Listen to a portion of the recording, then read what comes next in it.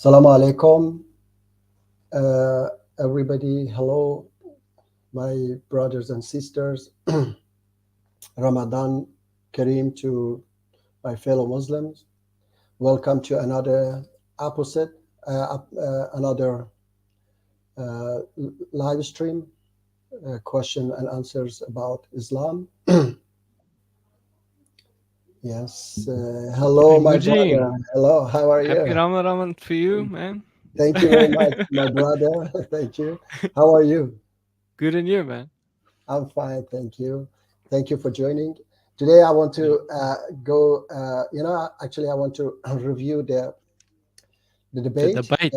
Yes, yes, and Ooh.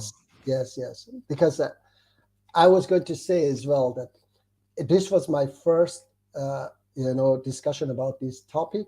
Okay, Mm. and of course, he must have done this topic a lot of times. Okay, so Mm. you get experiences. Okay, and um, you know I got a lot of experiences that if I could debate him today, it would be absolutely different. Okay, and the problem was also that he brought up two verses that I had never made research about. Yeah, so Mm. I should keep him on those verses that I had research on. Yeah, like the end, the beginning of the universe, all these things. That how come people, because I have said it many times that when I was atheist, I started to think when I heard that other religions believe in reincarnation and that the reincarnation continues forever.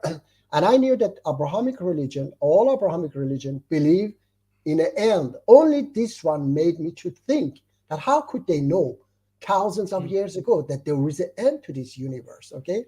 Now, when they talk about beginning, about the Big Bang, all these things, this is absolutely amazing. So I should ask him about these types of questions, which I was, and then I will come to point by point as well.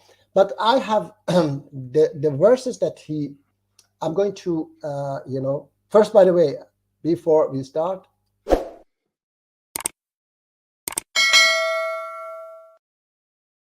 yeah, I'm going to, present about that embryo.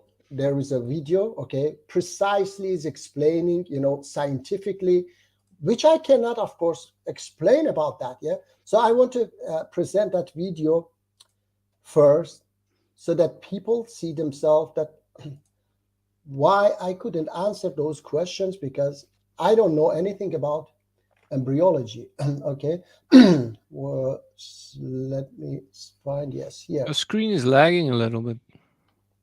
The screen is lagging. Yeah, Yeah. how is it now? Your camera is lagging, I mean. Okay, maybe when I touch it is lagging. Yeah, okay, just a second. To be a sperm? Or am I just weird that way? The Great Sperm Race, a TV documentary produced in the UK, seeks to answer this very question.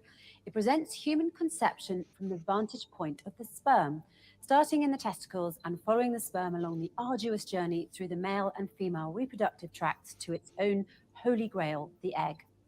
It was Antony van Leeuwenhoek, a 15th century microscope maker, who actually first discovered sperm while testing one of his devices.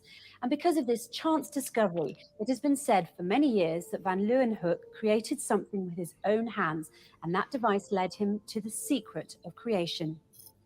He named his new discovery animalcules, a word for creatures at that time. Once discovered, scientists began to study sperm with much intensity to discover what it was made of, how it worked, and then uncover the process that made human life possible. Through this research, many things were seen and uncovered for the first time, including the incredible journey sperm take in order to fertilize a woman's egg. It starts with semen itself, a mix of sperm and other liquids and solids that protect and help the sperm on their journey. Semen starts as a gelatinous blob called a seminal clot, which adheres to the inside of the vagina. Like jelly, it is thick and gelatinous, but that quickly changes. Soon the semen liquefies so that the sperm can move and swim away and pass through the uterine canal. Along the way, sperm attach themselves to various things in a manner similar to the way Velcro works, according to Dr. David Miller, reader in molecular andrology in the School of Medicine at the University of Leeds. They can attach and release with ease due to carbohydrate-binding proteins.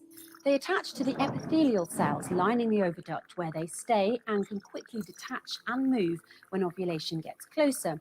In short, they can stay attached in the woman for a couple of days at least before she ovulates, detach and move closer to the egg when ovulation does occur, and then attach again to the egg. It's an uphill battle all the way until one strong and determined sperm manages to attach itself to the egg. Within seconds, the sperm is engulfed by the egg. This is a process called phagocytosis by scientists, meaning that the sperm is ingested or engulfed by the egg. After this happens, the sperm's nuclear envelope disintegrates and the sperm and egg become a one-cell embryo, as reported by Story in 1995 and Evans in 2001, respectively. From there, creation begins as the sperm-egg interaction initiates a single cell to be formed and then to be divided and duplicated many times over. This causes both differentiated and undifferentiated cells to be formed on the outside and inside of the growing cell mass, respectively. Differentiated cells implant the growing embryo to the uterine wall and form the placenta to protect the baby to come. While undifferentiated cells have the ability to become everything that the new human body needs, from hair to eyes to the heart, lungs, sex organs, and much more, it's truly a miracle of nature from start to finish. And the Holy Quran stated every single step with incredible accuracy 1400 years ago. These quotes from the Holy Quran, which describe the process very specifically, are the proof. Read, "In the name of your Lord who created the human from the creatures that can attach." And in another verse, "People, if you should be in doubt about the resurrection, then consider that indeed we, God, Allah, created you from dust, then from the watery bit of the semen, then from the creature that can attach, and then from a chewed matter, partially differentiated and partially undifferentiated, that we may show you. And we settle in the uteruses whom we will for a specified term, then we bring you out as a child." Even the most biased person would agree these words are incredibly accurate to what science now describes. The Holy Quran talks about how the semen becomes watery and how the sperm attaches, about how the egg ingests the sperm and about differentiated and undifferentiated cells, and then how the developing embryo implants in the uterus. The accuracy is simply uncanny. Another remarkable fact is that the Holy Quran even talks about the process of phagocytosis, cells ingesting or engulfing one another, followed by their combination of disintegration that is used to form the zygote in its verses. As you will note, the Quran refers to chewed matter in the verse on embryology. This chewed matter is a well-known medical term and an analogy for the mechanism of phagocytosis. So just as the zygote is formed due to the ingestion of the sperm by the female egg, and the mixing of this ingested matter with the female DNA, the chewed matter, the analogy given in the Holy Quran, follows the same process, as it too refers to the mixing of ingested matter with saliva, resulting in a new combination. Essentially, using analogous terms, the Quran is telling us about the process by which the zygote is formed. The Holy Quran not only stated the specific sequence of events that can lead to embryo creation, but also stated with 100% accuracy that during embryonic development, the bones are formed first and then the flesh of muscles. And certainly did we, God, Allah, create man from an extract of clay. Then we placed him as a watery bit of semen in a firm lodging. Then we made the watery part of the semen a creature that can attach. Then we made the creature that can attach a chewed matter. Then we made the chewed matter bones, and we covered the bones with flesh. Then we developed him into another creation. So blessed is Allah, the best of creators. In Developmental Approaches to Human Evolution, published in 2016 by Professor Julia Bauner from the Department of Anatomy and Cell Biology at the University of Sichuan, and Professor Campbell Rolian in Anatomy at the Department of Comparative Biology and Experimental Medicine in the Faculty of Veterinary Medicine at the University of Calgary, we find research that is consistent with the Quran's claims.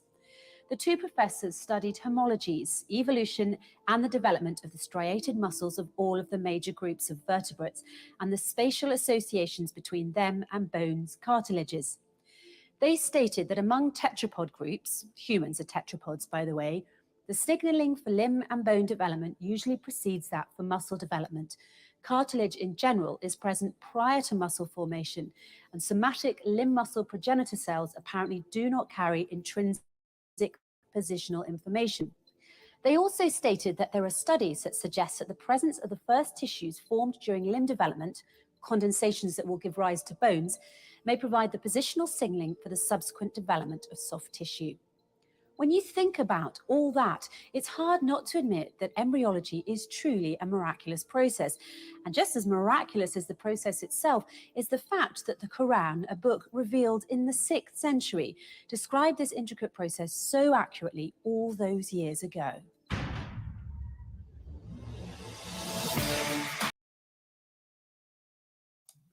Would you waste those Quran verses?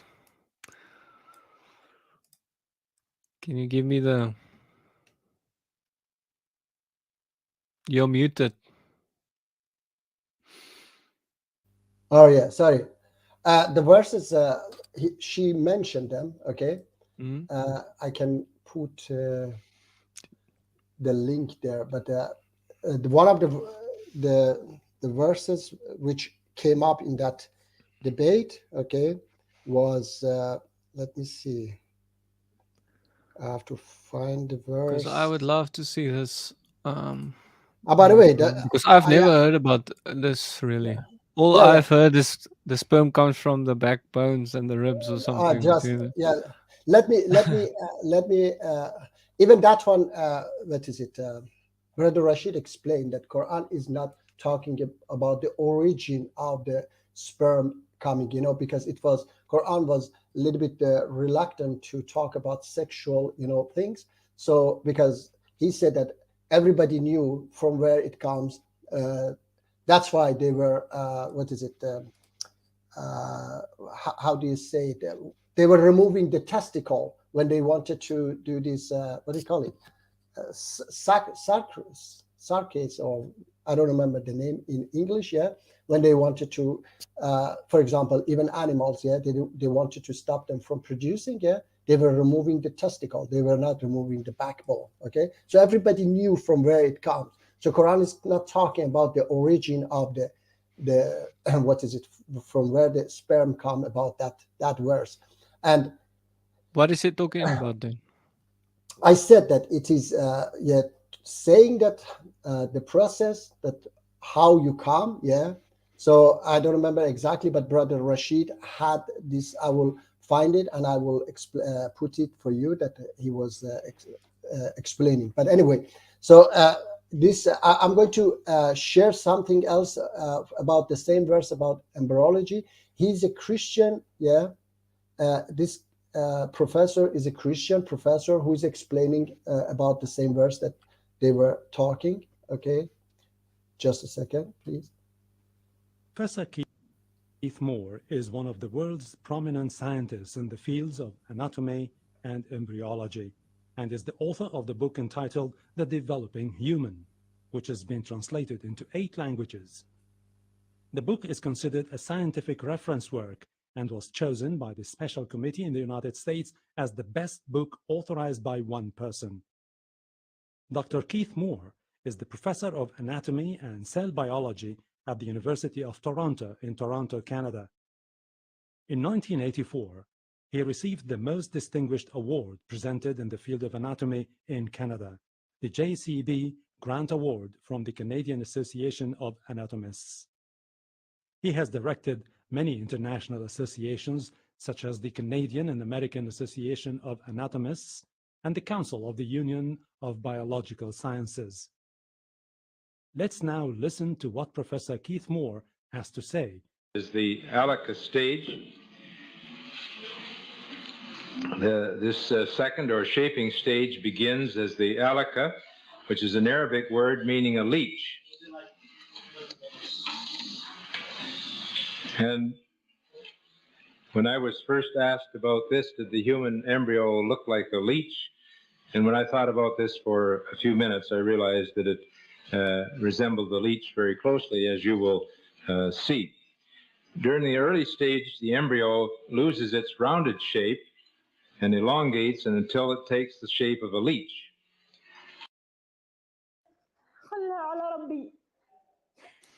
Hey, Mr. Tree, my brother in Christ, my South African brother in Christ. And this picture here, I went over to our library and got out a book on leeches and had my artist draw that exactly from the textbook showing a leech.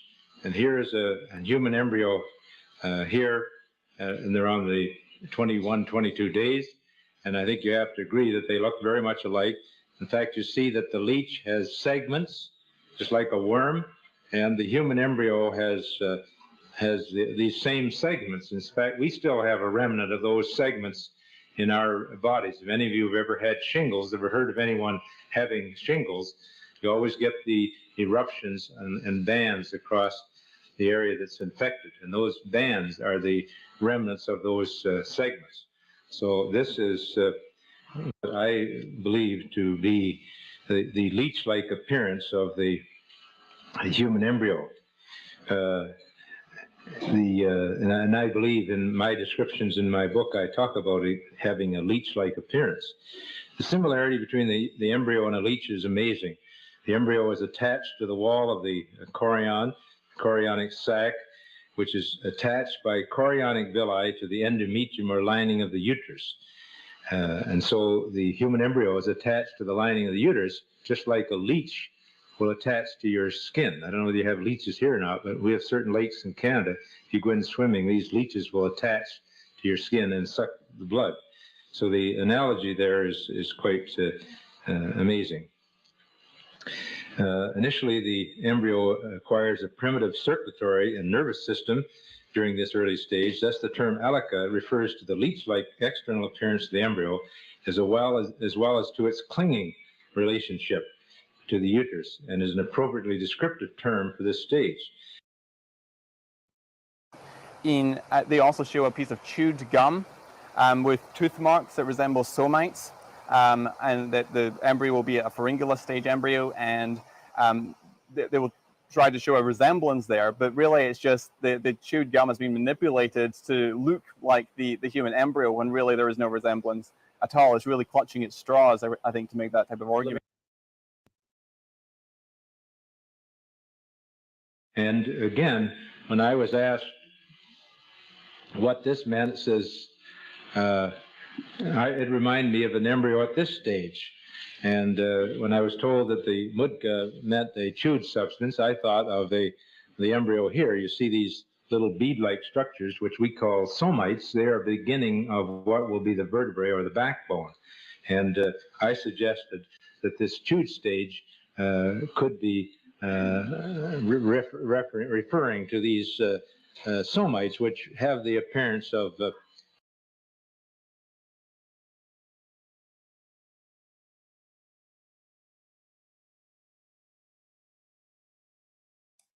And now, Muji, you're muted, sir? Okay, yeah. So I was thinking. So what did you say while being muted? Yeah, I said I will put the link of this video there, okay, and people can watch it themselves. So yes, and because I was thinking to start and we can talk about other things, yeah. So Yeah, they can watch it. I'm looking at the chapter. I think it's chapter 22, verse 5. It's not 100% how they translate it. How does your translation say? No, it's 23:14. 20. They are talking about this verse 23:14. Okay. No, I'm talking about the previous video. The previous video. Yeah, because I tried finding the verse where they talked about the previous video, sperm and stuff. Yeah, the previous video was talking about different verses, several different verses. Yeah, I can let me keep. But it's mainly They only reference chapter 22, verse 5. That's all I saw. Very small. You saw that, yeah? Yeah. They said it's chapter 22, verse 5. That's all they reference. You can see it. Yeah, but I think they were referring this chapter 23, verse 14 as well. Okay, but What's 23 verse 14? What does it say there? Yeah, this is the one which Matt brought up. Okay, he said that this verse is it's saying that it first comes bones and then flesh, which is wrong. And she was explaining from scientists, that which one comes first and which one comes later. From scientists, not Muslims. From scientists, she was. I will let me see. I will Because it says, then we developed a drop into a clinging clot of blood. Mm-hmm. Then we developed the clot into a lump of flesh. Yeah. Then we developed the lump into bones. Then closed the bones with flesh. Just a second. I put it there, and then she was explaining it very well. But the thing is that I was going to actually, I should talk to him in this way, that after all, in the end of at the end of the day, here is the link for that video, the first one, and then the link for the second video also I have left. Anyway, I should talk One to guy him. wants to debate Muji. He hasn't seen it yet. Okay, He says, I have not seen the debate yet. Okay, it is on my channel. Last video I put is the debate. Okay. Yes. But we're gonna go through it, right? So you I can have watch. not seen it. Yes, us we first. can. Yeah, we will do. But anyway, I was thinking that, I should put him in this position, that Martin, that first of all, what you want, what are you waiting for that I bring for you that you believe? Okay, like Pancreas wants that his wet napkin light up. Yeah. I should ask him what he's expecting. Yeah, if he's expecting a miracle, no, I haven't come with a miracle. God didn't. But even a miracle, Muji, they asked him once, like, what would you want? Yes, I know. And he was like saying that if a man's head was cut off and the guy would be alive again, or if an arm is cut off and it grows back, and then he already was looking for excuses for the arm because he was saying that some animals have the ability to grow arm back, so he wouldn't believe. So exactly, that's the thing. That's the point that Quran also mentioned. Quran mentioned. Let me bring it. I have to read it for you. That Quran mentioned these people. Miracle. Sorry, miracles. Okay, here, Quran says that, chapter 29, verse 50 and 51.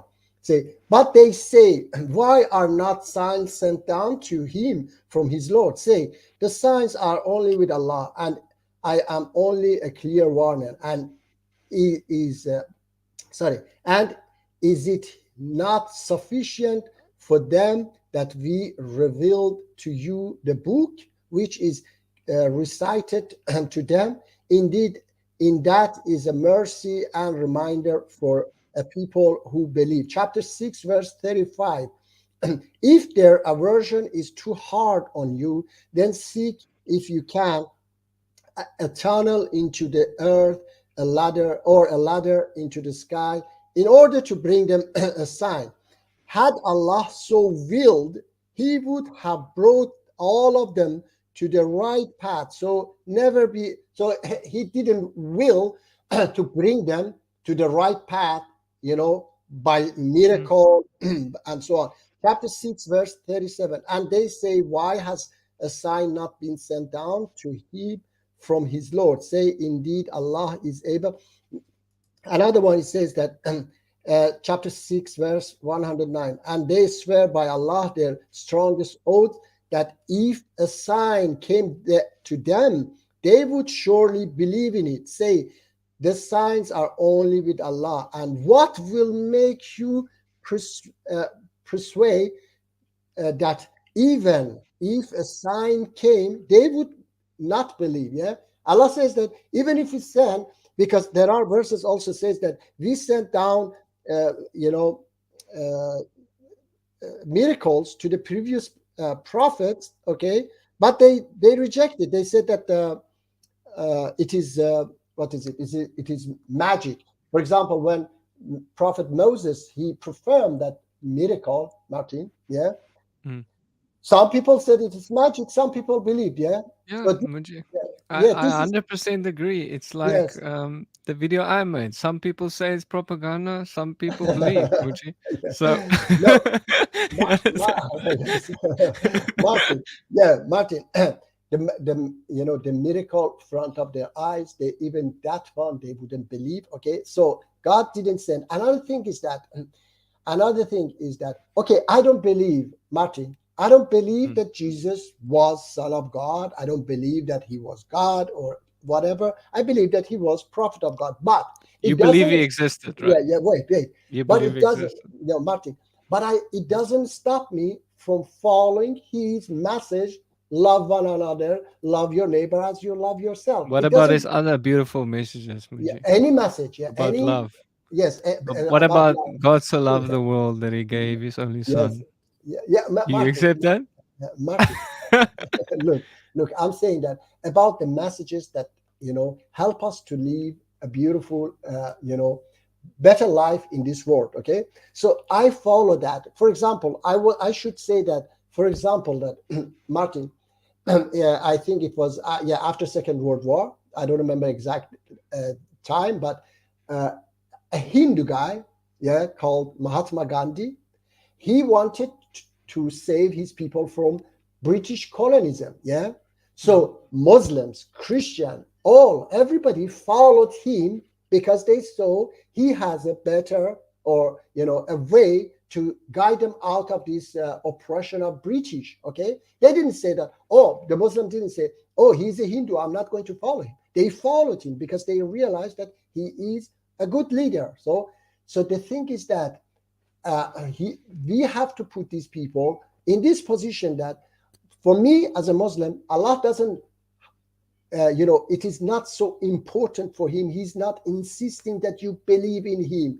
He wants to just you follow those verses that say forgive, love, help others. These are the verses that you have to follow. Mr. Matt, do you follow these verses? Do you reject them? Okay. Another thing is that, for example, he even didn't know this the difference between human and animal. Okay, and he was saying, "Oh, you go against the scientists." Okay, this is not science. This is mythology. Have you ever, Martin, heard? Have you ever heard in your language that people say, "Oh, he is a real human being," or "He is a real animal"? Have you heard that, Martin? In all languages, I think people say that. Oh, he's a real animal. Okay, or You'll he's have a to ask real. Mr. Tree. You'll have to ask Mr. No, Tree. because I I can't think know. of it now. No, I know that. Yeah, I know that.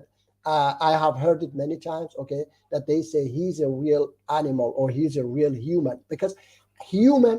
Jean-Paul Sartre, he was a great French philosopher. He also say human is somebody that who sacrificed his life for his own kind. Okay, and animal is not a form either. When I say animal, do you come to a form? No, you come to all creatures. But if I say horse, if I say dog, then you absolutely directly think of a form. Am I right or not? Yeah. When I say dog, Hmm. you directly think about the dog. And nowhere, nobody say that's a real dog or that's an unreal dog. No, dog is dog. Horse is horse. Okay. But human is not a form. Human is also a way of life. For example, Martin, do you think that Adolf Hitler was human and a prophet of God also was a human? I don't believe so. Okay, I believe that Adolf Hitler was the worst creature. Adolf Hitler was an animal. Okay, and you cannot say he was the same creature like a prophet of God. Okay, human, both were human. I say we are mankind. Everybody say Hmm. mankind. They don't say humankind. They say mankind. We are mankind, but No, not we we are. made in the image of God, Muji. Okay, that's We made in His image. According to that's at the beginning of the Bible, God yeah, says we are made in His image. So do you yeah, reject that we yeah. are made in His image or what? Perhaps, look, perhaps because I mean that's perhaps it is even Bible, the Quran is talking also about human. It's not talking about this creature that is walking on two legs. Quran put human above angels. That's why angels have to prostrate towards. By the way, why I don't see how many people are watching. I just see 0 people. Yeah, I don't know. Something is wrong with the thing. There's a lot of Yes. people. There's 8 Yeah. people or something watching. Yeah, but I don't know Something's why I wrong. see. Yeah, But something's Muji, wrong. you have questions here and stuff. Yeah, but Mr. the P thing is that claims that I have to. you said I the have to. following, but Yes, I okay. can't remember. Meji said we are not human. We are man. I rewatched the debate yesterday. So yes, I said, and I say also, we are man. We are not human. We are mankind. Okay. So woman, man. Okay. So I was explaining that Jean Paul Sartre, a French philosopher, great French philosopher, also says human is the one who sacrificed his life for his own kind. Okay, human is a way of life. Okay, and that's why in Quran also, when God created human, okay, human was better than angels, and angels should prostrate to human because God said it is my best creature. Okay, but even in the Quran, God described bad humans like, or bad people like Adolf Hitler and such a people, describe them as, worst creatures. Okay, so God distinguished between human and these types of creatures that are walking on the two legs. So Adolf Hitler wasn't better than angels. Adolf Hitler was the worst creature. Okay, so how can you say Adolf Hitler was better than angels? Prophets of God were better than angels. It cannot be possible. Look, you have to think this is not science. This is a belief. This is a, mythology. Okay. Do you understand my point, Martin? This is not a science. It is a mythology. Okay. That you have to think that. Yeah, Am I we're the talking same? about different definitions, perhaps. We're Yes, talking yes. past each other. It's like the one Yeah. person understands truth as pointing to Jesus, and the other person is like talking about objective truth, like what is truth, like, you understand? Mhm. So I see Stephen is also here. Yeah, by the Hello, way, Stephen. I was going to say hello, my brother Stephen. Yeah. Let's see, didn't know you Oh, guys were live. Have a good day. Come on, we are live every Saturday. How didn't you and know? then there was a question, yeah, Muji, Yeah, but I don't what? 100% Okay, understand this question because which I can't one? read that Yeah, letter. yeah, I put which it on one? the screen. Yeah, I know. I see. Which one is mazaga as a medical process? Look, I put those two both links. Please check them. Okay, the professor, one of them is Christian, and he even there was a video, Martin. Somebody asked him. Okay, somebody asked him why you don't, when you know that Quran is talking so accurate, and so why you don't convert to Islam. He said that I was born and raised Christian, and I believe that we both worship God, and it doesn't matter. So I agree with him very well, which I agree with him as well, and I agree that as long as we are good people, as long as we are following God's commands, it doesn't matter. We call ourselves Christian or Muslim, no problem. So anyway, the links are there. Please, I'm not an embryologist, okay, and they were explaining in details very well. So please, I refer you to those videos, and you can watch them. And then at the end, so isn't worst of creature in Quran referring to? No, absolutely not. Okay, not Hitler. No, absolutely not.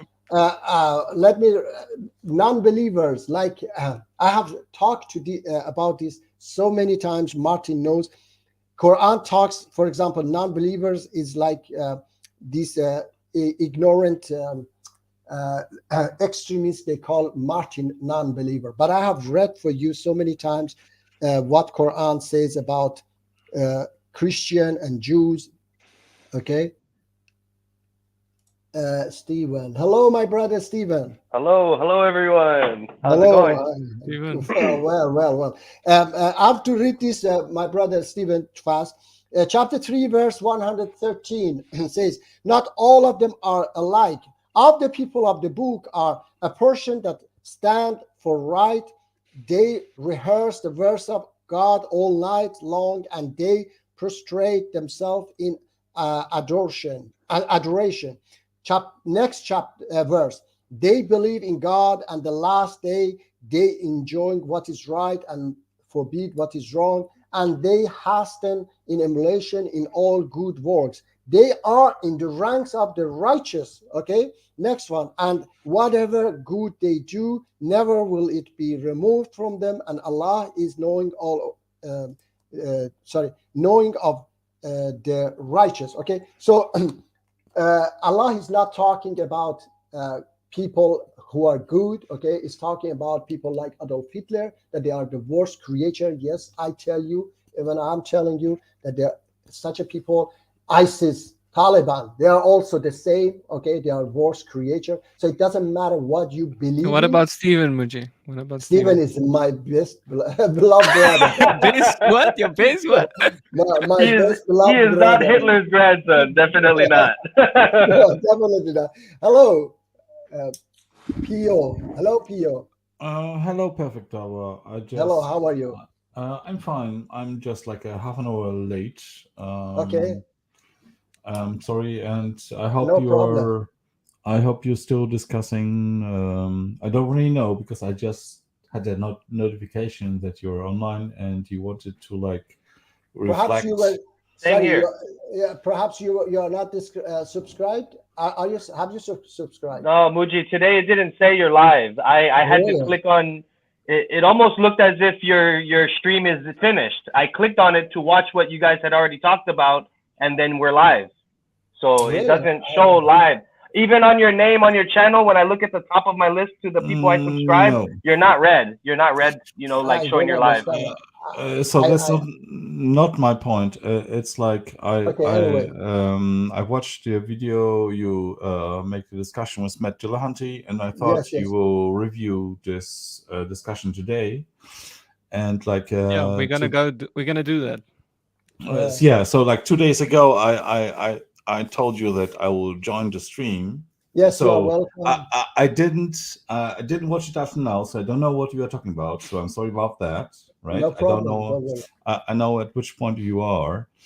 So I have to listen like for first some minutes, and then I'll make my points. Yeah. Okay? Look. By the way, I was beginning. I stopped. I start to what is it? To show some videos. Yeah. About those. What is it? Embryology. Yeah. That where they were explaining it very well. And I said that in beginning that the mistake I made was that I didn't.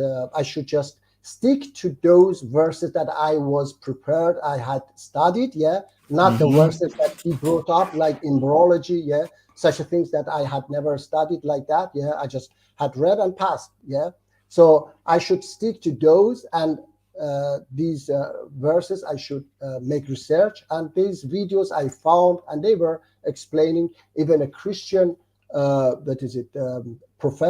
Christian professor, not a Muslim professor, a Christian professor, explaining very well that it is absolutely right, accurate with with what he has studied. Yes, so the links are also in the chat if you want later.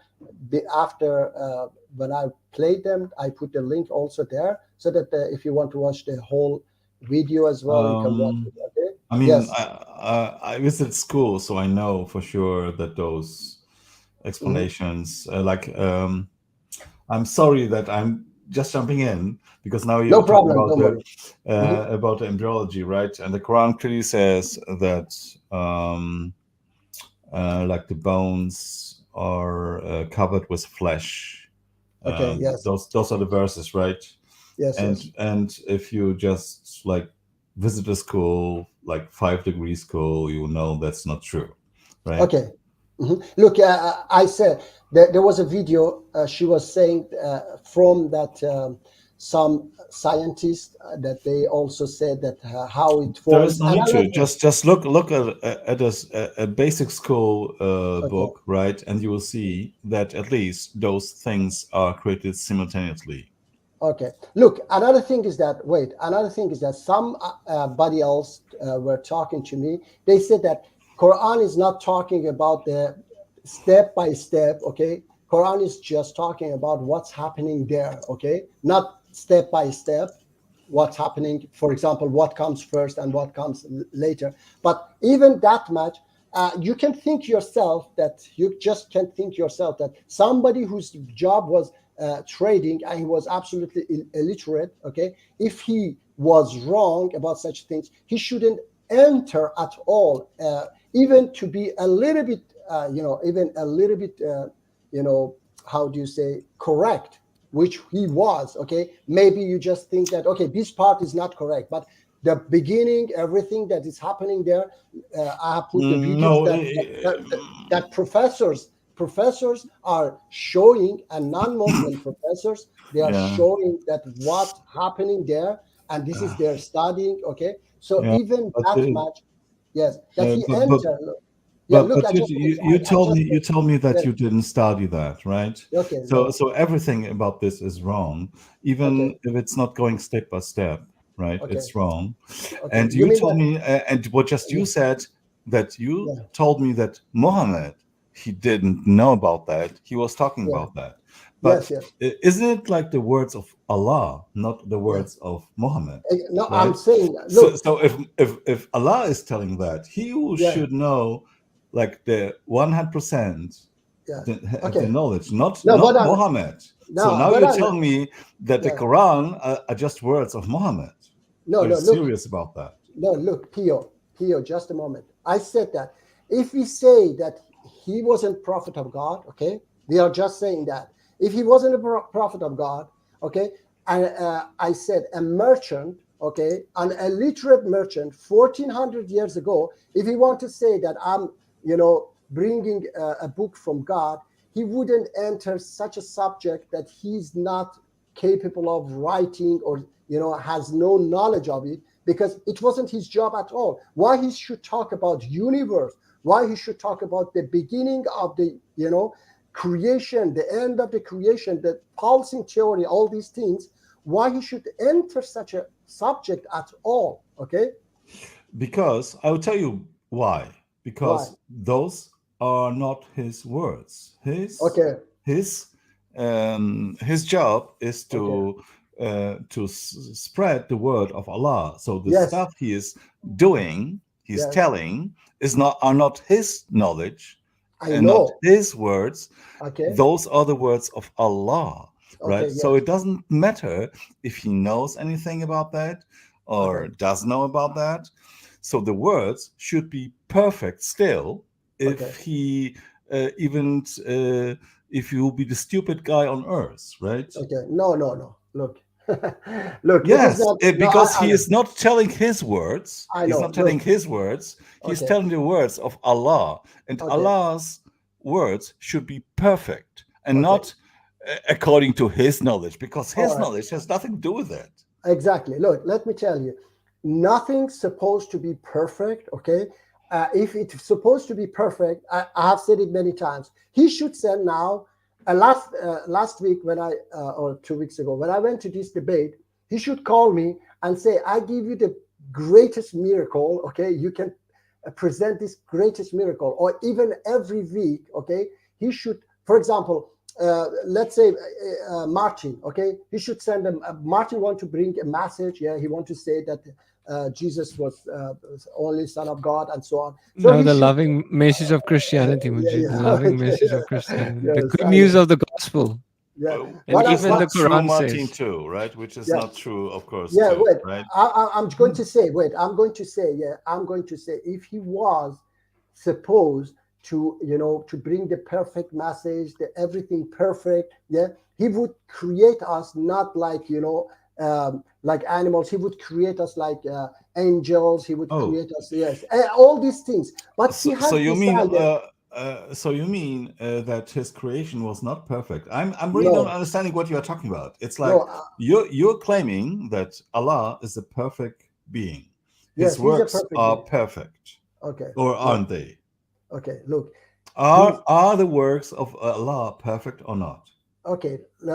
I mean, we are talking about, if you talk about the Don't entire, dodge. Don't look, dodge. Answer look, my question. yes, yes. If you are talking about the entire universe, it's perfect, so I'm not beautiful. talking. Yeah. Yeah, Okay. I'm not talking only about the entire Yes. universe. I'm talking about Yes. everything. There is no. It is so. You are telling me that there are Okay. something that Okay. God can make your God can make perfect, and there are something He is not able to do No, perfect. look, you change it. I say that he didn't meant to make it perfect. No, he can make it perfect, but he didn't meant to make it perfect. He So could He is create us. capable of doing imperfect Yeah, stuff. no, look, he is not incapable. You change it. I say he's capable to make, for example, there is a planet, okay? There is a planet which is perfect. Everything is perfect on it. Angels are living there. Everything is perfect. No bad deeds happen. Everything is love or all these things. But he has created a planet that this creature, which is animal, okay, but it's a smart animal, all right? This creature is living on this planet and destroying everything. So he sent us prophets to teach us how to live like human beings. Okay. Wait. Who created the being who is killing all the other guys? Who is bad? Who created this guy or this stuff? This creature, you mean? Yeah. Yeah, who did God created, yes, God right. created. So God wanted to be like that, right? Yes, exactly. God wanted to be bad, want to spread bad stuff. No. He didn't want us to be bad. Yeah, he created. No. He created a creature which is that bad. Can be, this is what you told us. No. He created a creature that can be bad and can be good. He can choose between bad and good. Okay. Yes. So that's not true. No, this is true. According to Quran, it's not true because everything is written. Can I say, Muji bhai? Salam alaikum, brother. Yes, salam alaikum. Yes. God created angel without ability to do bad thing. But God created a human being. He gave ability to do good and bad.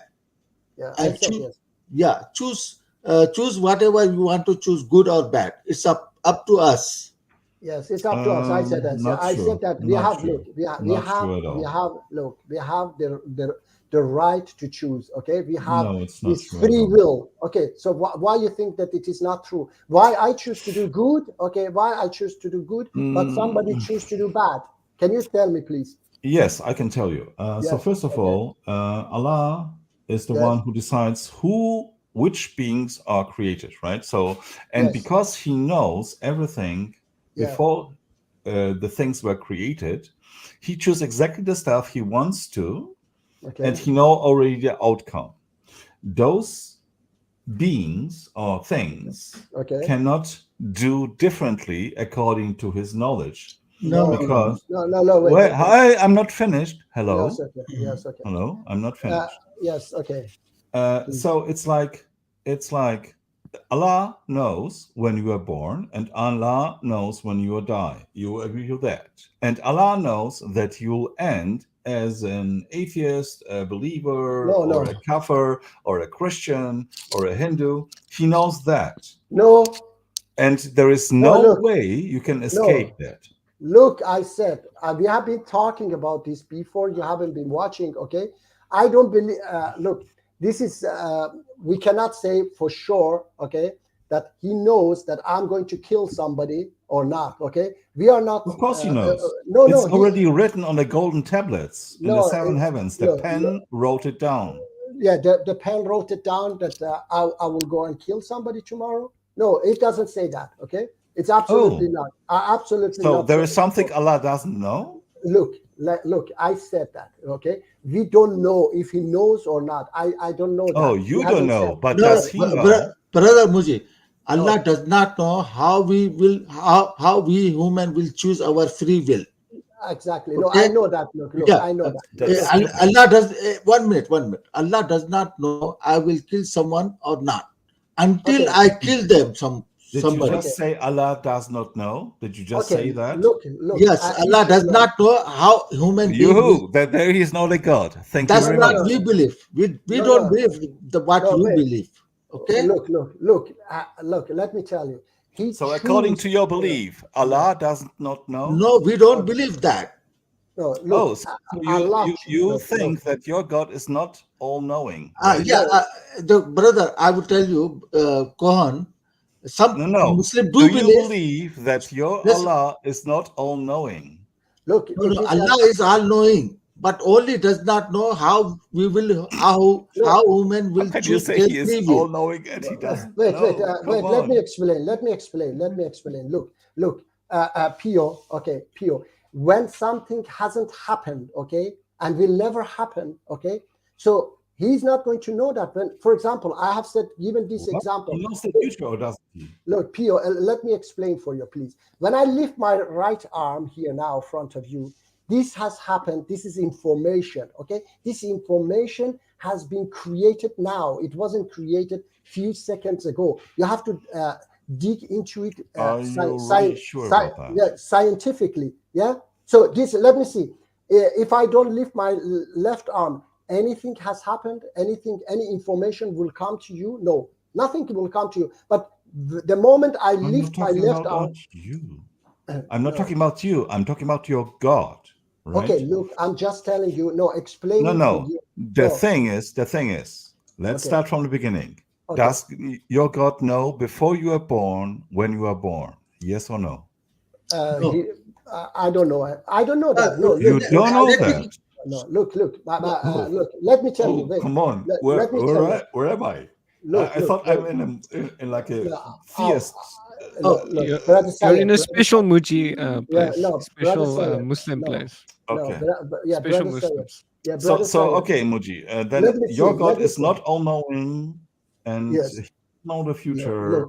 He has no will, and he is not creating stuff according to his knowledge. He doesn't have a plan. No, you just makes everything. I mean, I never seen Islam from this perspective. Okay, it's completely new to me. Look, you make everything, mix everything. I said that the information that hasn't happened, okay? He knows all information. He knows all information that is going to, has happened in the past and is going to happen in the future by his plans. For example, look, let me explain for you. Let me explain to you. Wait. Tomorrow, we have planned with my family. Martin, you listen, yeah? Tomorrow I have planned with tomorrow you have plans. Yes, with my family we go somewhere. Yeah, Pio. Yeah, I'm listening. Sorry. So please just listen. I mute myself. Okay, sorry. Yes. So tomorrow we have planned to go to the forest with my family. Okay. So this plan I know. Okay, but something that hasn't been planned, something that hasn't happened. Okay, I don't know, and I don't say 100% that Allah knows. If he knows that I'm going to kill somebody tomorrow or day after tomorrow, that one I don't know at all if he knows or he doesn't know. This is my belief, okay? But if he doesn't know, it doesn't mean that he's okay. If you are going to because there is you're stating two different things at the same time. But why Allah know and if he doesn't know? But you make noises, you know. Yes, I know that I did it. I'm sorry about that. But that's not because nice, because you said two different stuff. If Allah knows and if Allah doesn't know, this is a contradiction. Okay, but let me tell Allah you. is all-knowing. That's my problem. Let me come to this point, Pio. I said it in the beginning. You were not listening. Okay, that it is not about that you know that Allah knows or what. It is not about that to believe that Jesus was Son of God or wasn't Son of God. I said that I don't believe in that part, but I believe in unbeliever, Muji. Unbeliever. I believe in his message that say love one another, love your neighbor as you love yourself, and good teachings. Allah doesn't pure. Allah doesn't insist that you must believe, okay, that he exists, that Prophet Muhammad was Prophet of God. He just wants you to be a good person.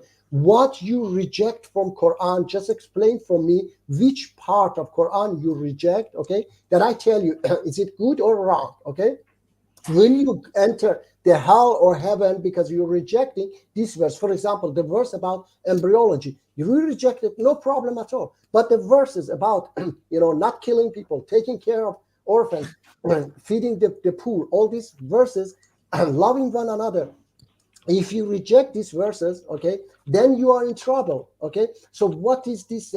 Let me see. If you find out that Allah, all knowing, Allah knows what you are going to do tomorrow or next day or next year, what solve in your life, which problem it solves in your life? Can you explain for me, Pio? Pio? Okay. So you are jumping from one point to the other. I'm sorry about that. You are jumping really, and you are. I jumped. I said that I don't know. I'm not going to tell you something that I don't know 100%. Okay, I don't know. Okay, you don't know how 1%. If you don't know, so the question will be now. If you don't know 100%, I will go with that. With just the last sentence. If you don't know 100%, why you do believe what you believe? No. Then I will ask you why you going with that what you believe. If you don't know 1%, because you can only believe stuff which you're convinced of. Right? Yes, let me tell you. You asked me like you asked me 7 questions. Okay, please, please, right. Go on. So the embryology stuff has nothing to do with if Allah is all loving and wanted to make you a good guy, because the teachings, being a good guy, you have in other religions too. Okay. This has nothing to do with Islam. Which religion? Which religion? Can you tell Every religion on this earth. Okay, like what? Like what? The religion of Ricky Pondla. You never heard of it? No, right? I have never heard about it. No. Of course, but it tells you to be a good man.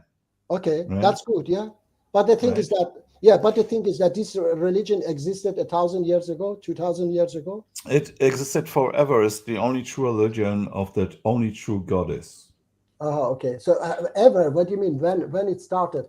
It was forever there. It's like you will not find a scripture of it because Ricky Puna do not need a scripture because she is timeless, and she doesn't need a prophet because she is omnipotent. Right. All right. She only talks to people directly.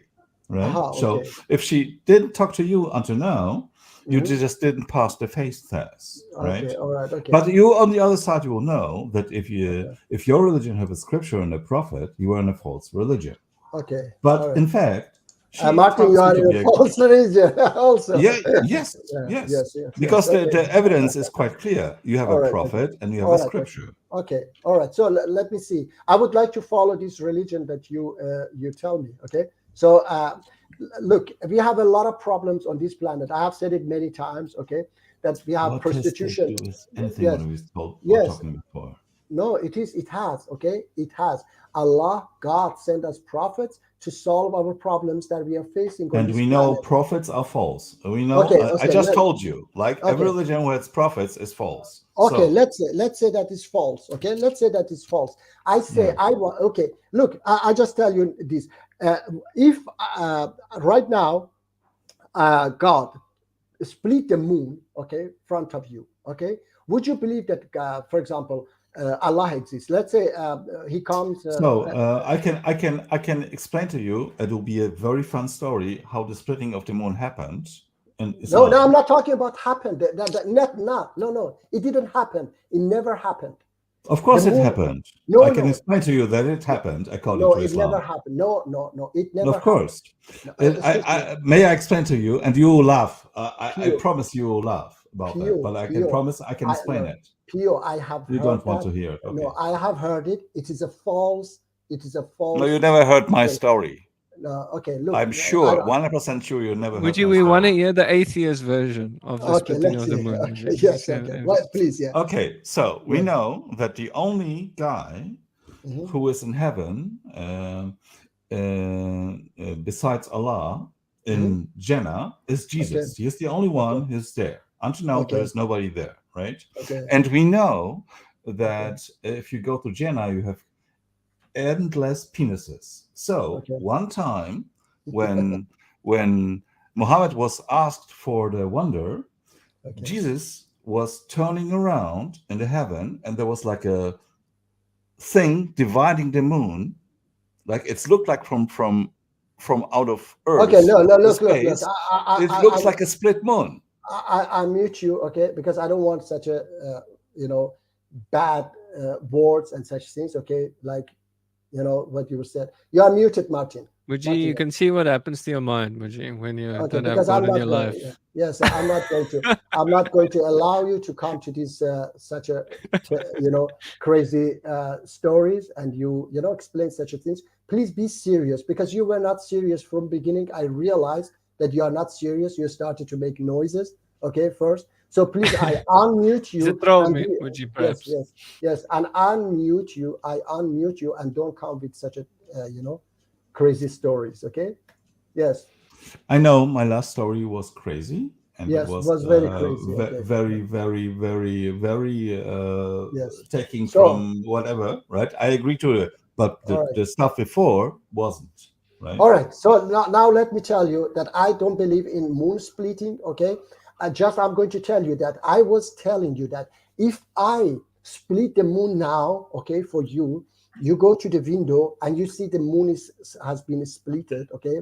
I said that God told me to do that, to perform this miracle for you. Would you believe that God exists, Allah exists, Prophet Muhammad, everything I tell you, you should believe, because I made such a great miracle. Wouldn't you, Pio? Would you believe or not?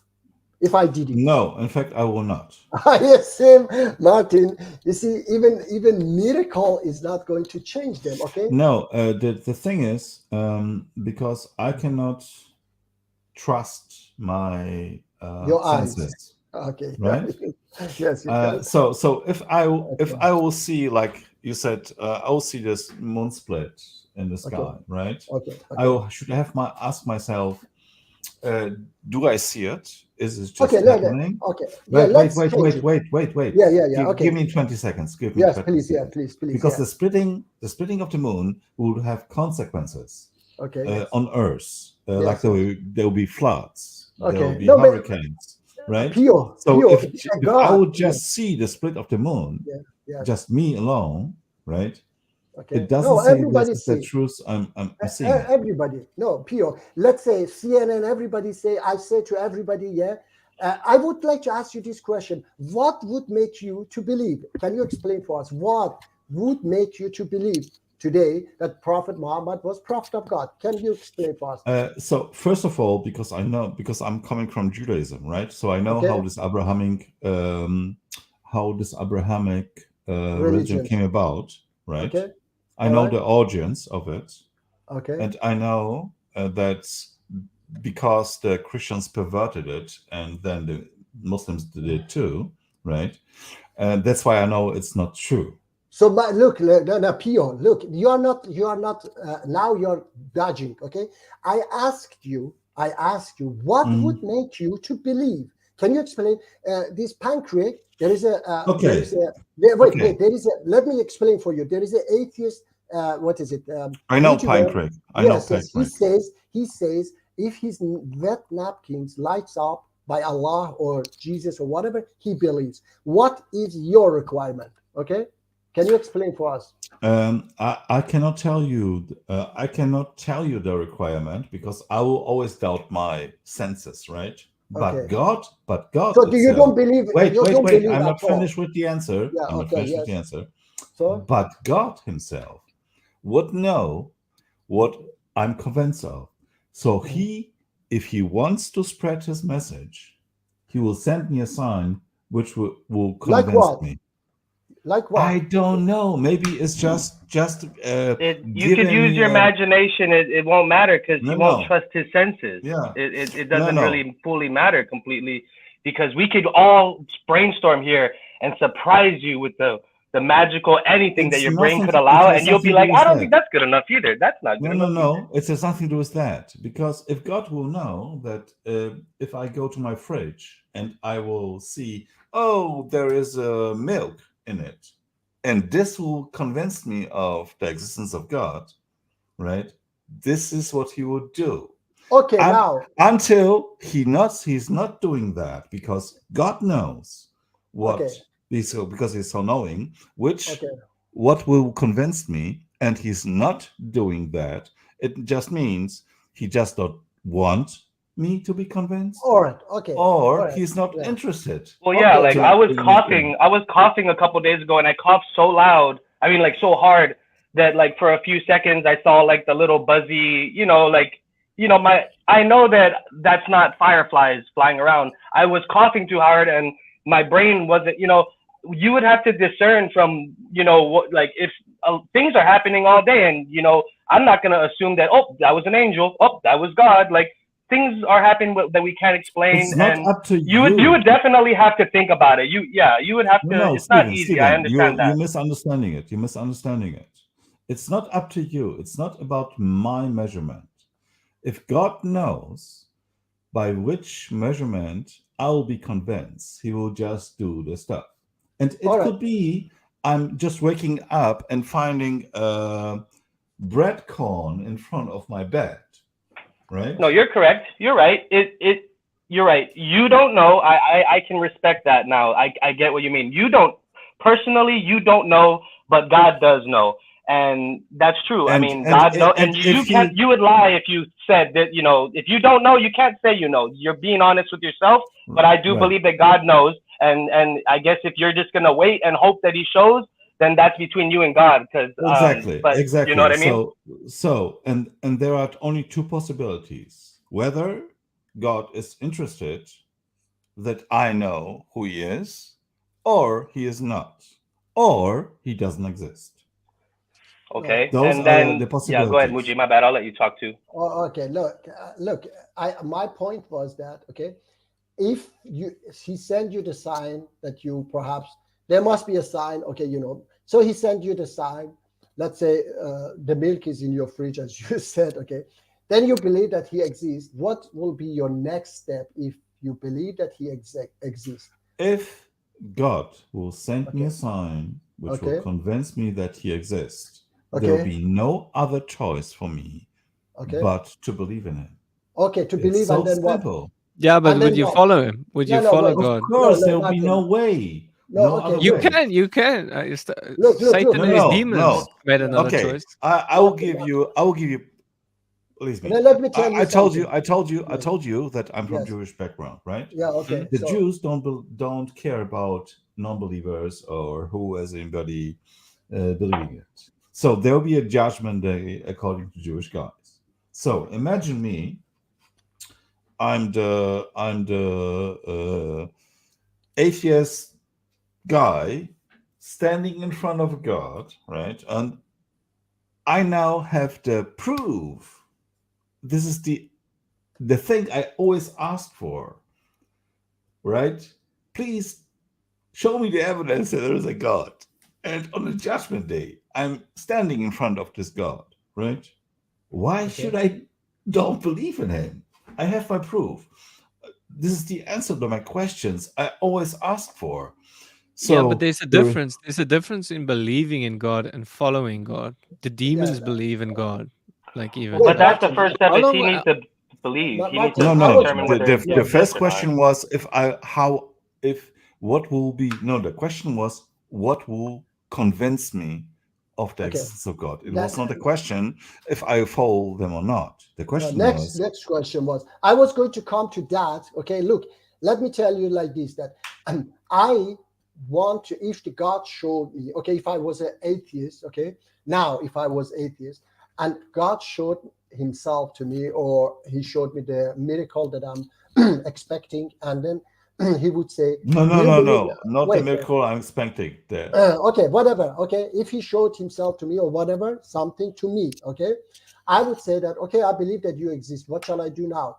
He would say, worship me. I would say, why should I worship you? Okay, look, I am a Muslim. I have said many times, Pio, I am a Muslim because I don't want to live in such a world that there are so many bad things happening. Yes, I mute you because there are background noises. Okay, so I want to live in a world where prostitution, drugs, bad deeds, all these things doesn't happen. Okay, I want to live in a beautiful world, and I found the solution to such a world, I found it in Islam. Okay, that's why I'm a Muslim, not just because God exists. And I'm not worshiping God, I'm not worshiping Allah, I'm obeying Allah. Okay, I'm obeying his message that he says love one another, he says take care of orphans, feed the needy. Okay, and he wants me to create a world where bad deeds doesn't happen,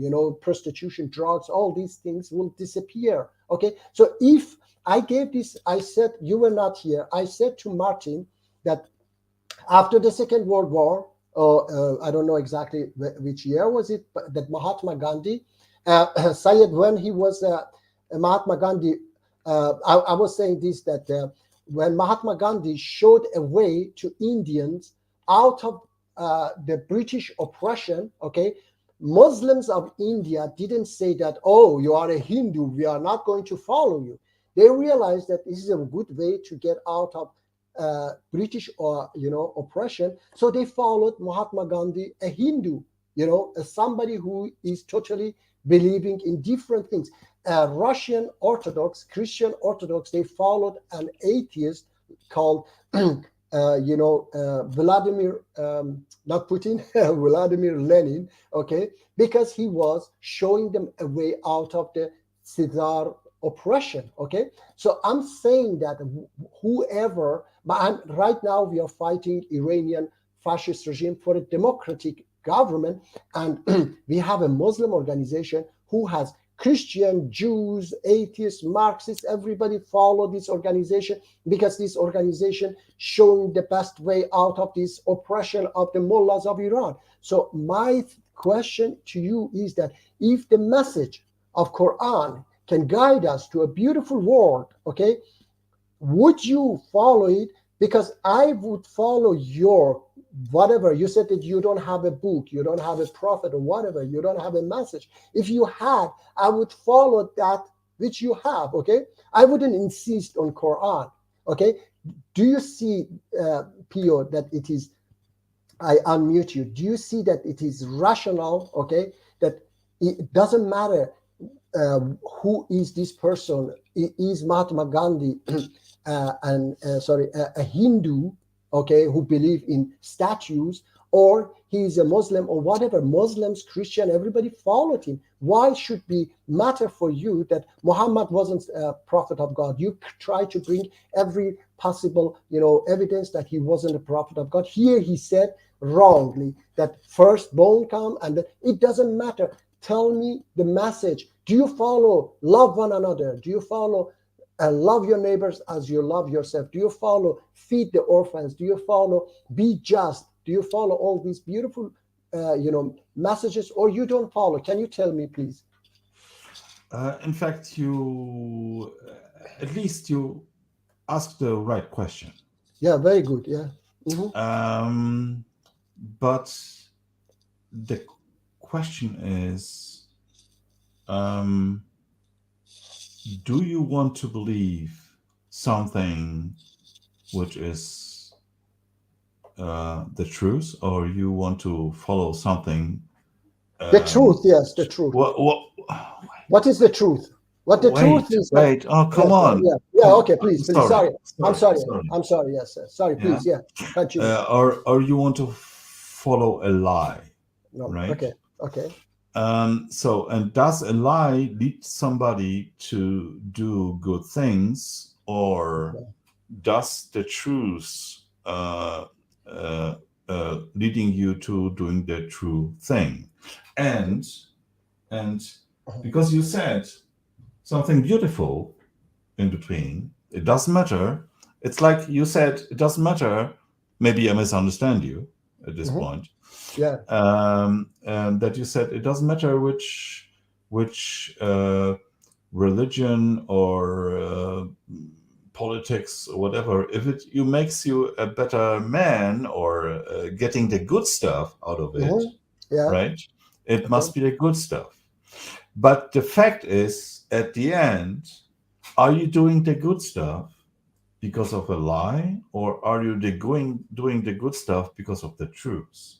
Okay. That's for me as a big difference, right? Okay.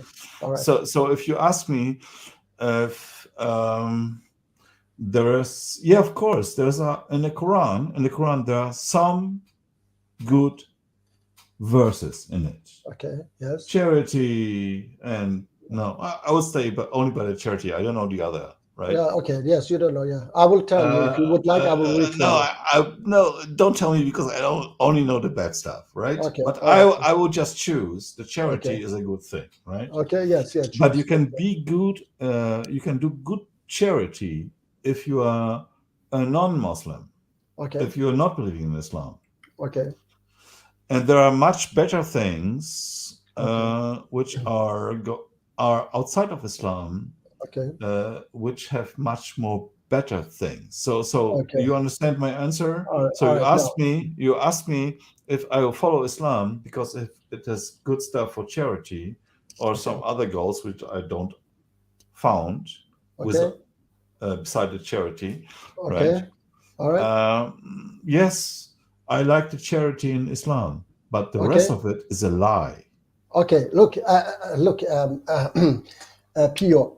First of all, that was exactly what I was going to, to come to. That let's follow those that you think that are good, okay, and those that you think they are bad, okay, they are not good. Which I'm sure that you have been understanding about those bad stuff. Okay, but sometimes people make Islam like these hadiths, fabricated hadiths. They think that that's also Islam, which absolutely not Islam. Okay, Islam is Quran. So if there are something, we can talk about it. Maybe you misunderstand it. Maybe you have been, but let me tell you this. But as much as you follow the good stuff, another thing is that I want to show you. I say that Quran shows us a word can guide us to a word where you don't need to give even charity. Okay. You don't need to, everything is good. That beautiful, perfect word that you are seeking for is going to happen in that word, that you don't need to give charity because, it's a very, very deep discussion. But you said that how do I know if something bad can guide me to good? For example, I gave you the example. People have brain, people have knowledge to see that Mahatma Gandhi, when he says that in this way we can get rid of the British colonialism, okay, they can see, and that's why they followed it. No, it was a lie that he said, yeah, that Mahatma Gandhi was saying that in this way we get rid of the British colonialism. You don't know nothing about Mahatma Gandhi. I didn't want to go there. But now I have to interrupt you. Mahatma Gandhi was supported by the higher caste of the Indian people. He was a racist guy. Okay, he was a he was a racist. We have letters from him when he was imprisoned in Africa, right? Okay. All right. That he was talking about the black people, how they are stinking and they are people of second class. Okay. Right? All right. Sorry. Look. Maybe I didn't know. Maybe look. I just know. Okay. I just know Mahatma Gandhi saved Indians. Yeah. Then you have the wrong knowledge. Yes. Because this guy was a racist guy. No. Wait. Who saved them from British colonialism? Indians. Wasn't Mahatma Gandhi who guided them, who led them? Was Mahatma Gandhi. That much I know. But let's put Mahatma Gandhi aside, okay? He was paid. You know that the Indian society, the Indian society have a caste system, and he was paid by the higher castes to work for them. Okay, let's see. And the thing was, we have letters he wrote after England or the English Empire left India. He was begging them to come back because he was afraid of the Chinese to invade the country. Okay, all right. And if you go to the poor people in India, it's not Mahatma Gandhi who is portray is on their walls. It's another guy. I cannot. I'm sorry. I know. All right. So okay, let it be. Wait, Pio. Let it be. I just gave that as an example. Okay, but look, in my, do you know? I'm originally Iranian. Okay, and Iran is ruled by a dictator, fascist, religious government, and there are different organizations.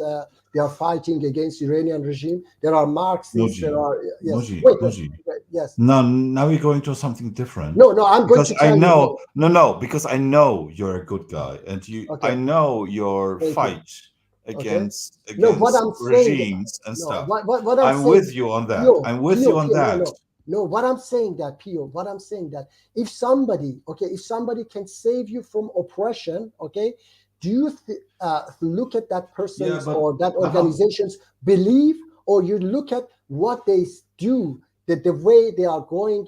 For example, I told you that there is an organization, Muslim organization, that is supported by Christian, by Jews, by secular, by Marxists. They all follow this Muslim organization, despite they don't like their beliefs. They don't like Islam, okay?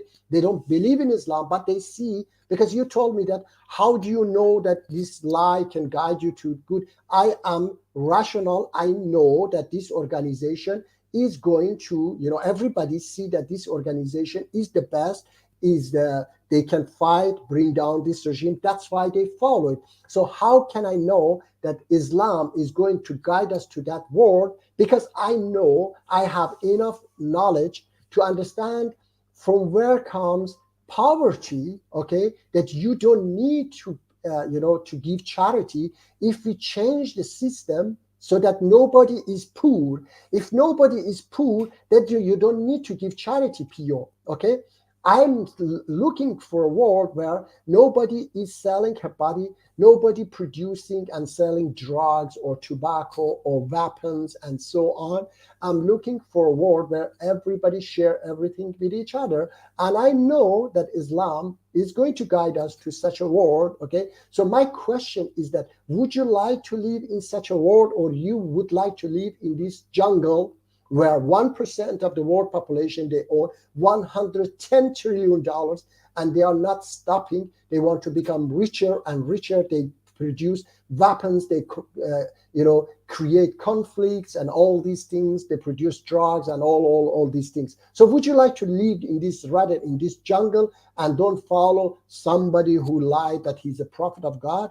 Or you would like to live in that utopia where everybody love one another? If you want, then either follow this guy that I'm telling you, or show me somebody else who believe in that world and want to create that world, and I would follow. I promise you right now, front of my fellow Muslim Sayyid, okay, front of everybody, I say that if you bring me a better message, a better guidance to such a world, I will follow that one, okay? Please. Muji, I'm not questioning your way. I'm truly believing that you want the best. I think even if in my comments, whenever I was opposing to you, I'm thinking that you want to do the best. Yeah, thank you. Right. I'm not questioning that. Okay, I'm just, really, for real. I'm not questioning that you're a bad guy or something. Trust me on that. I know. Okay. Yeah. But I think because you believe that Islam is the best way, or you chose this way because you think this is the best, I'm thinking that you are interpreting Islam the wrong way. Okay. Not that you are wrong. Not that you're wrong. I think that you are the best guy. Right? Thank you. Okay. Right? You want the best. But I think that Islam is not the thing you should choose for that. Okay. I think humanism is a better way, because we don't need or humanism on we. Okay. Sorry. Humanism has the same goal. I have to answer goal. one question. Wait, I have to answer one question if it's okay. It is. Martin has highlighted that. Is that okay if I answer this question? Yeah. It's a if you threw out the Islamic religion in Iran. First of all, it's not an Islamic religion; it's a mafia religion. They don't believe in anything but money. Okay. Will you install a secular system of an Islamic one, and why? Okay. I don't know what you mean an Islamic secular. Okay. So this organization, that is a Muslim organization, is fighting. Okay, they want to bring how the secular republic to Iran. Okay, because we do not believe that only Muslims have to lead the country. If it is a Islamic, for example, Islamic government, okay, then a Christian cannot be, or an atheist cannot rule that government. Okay, because it is Islamic government, or a Christian government. A Muslim cannot rule that Christian government. So that's why it has to be secular, so that everybody can be chosen and everybody can choose, okay, freely. So it's gonna be it's gonna be secular, and I believe in that system, that everybody have the right to choose. And okay, if if I want to make some changes, that's up to people. For example, I come with a system that might be close to Islamic system, okay, about economy and so on. So I bring it that if people vote for me, for example, in 4 years, I will try to establish that system. After 4 years, if they want to continue to vote for me, then I do it again. But it's not going to be like Islamic system that is going to continue always to be Islamic system. Okay. Yes. Sorry, Pio. You can continue. Yes. So I'm not questioning your intentions. Okay. Right? Yes, I understand. Yeah. Thank you. Okay. I'm just saying that you are doing it by putting some religious reasons for it, because you think this religion is the true one, right? Okay. Yeah. And as me as an atheist, I can do the same stuff. Okay. Or at least from my point of view, it will be I will not follow, and sorry for saying that, lies. Okay. Right, to do the right thing. Okay. So the question which I will ask you now: is it okay to do good stuff because I'm believing in a lie, or like I'm confused, or is it better to do the same stuff because I know, or I'm still searching for the truth? I know it's a little bit biased question, because I didn't understand.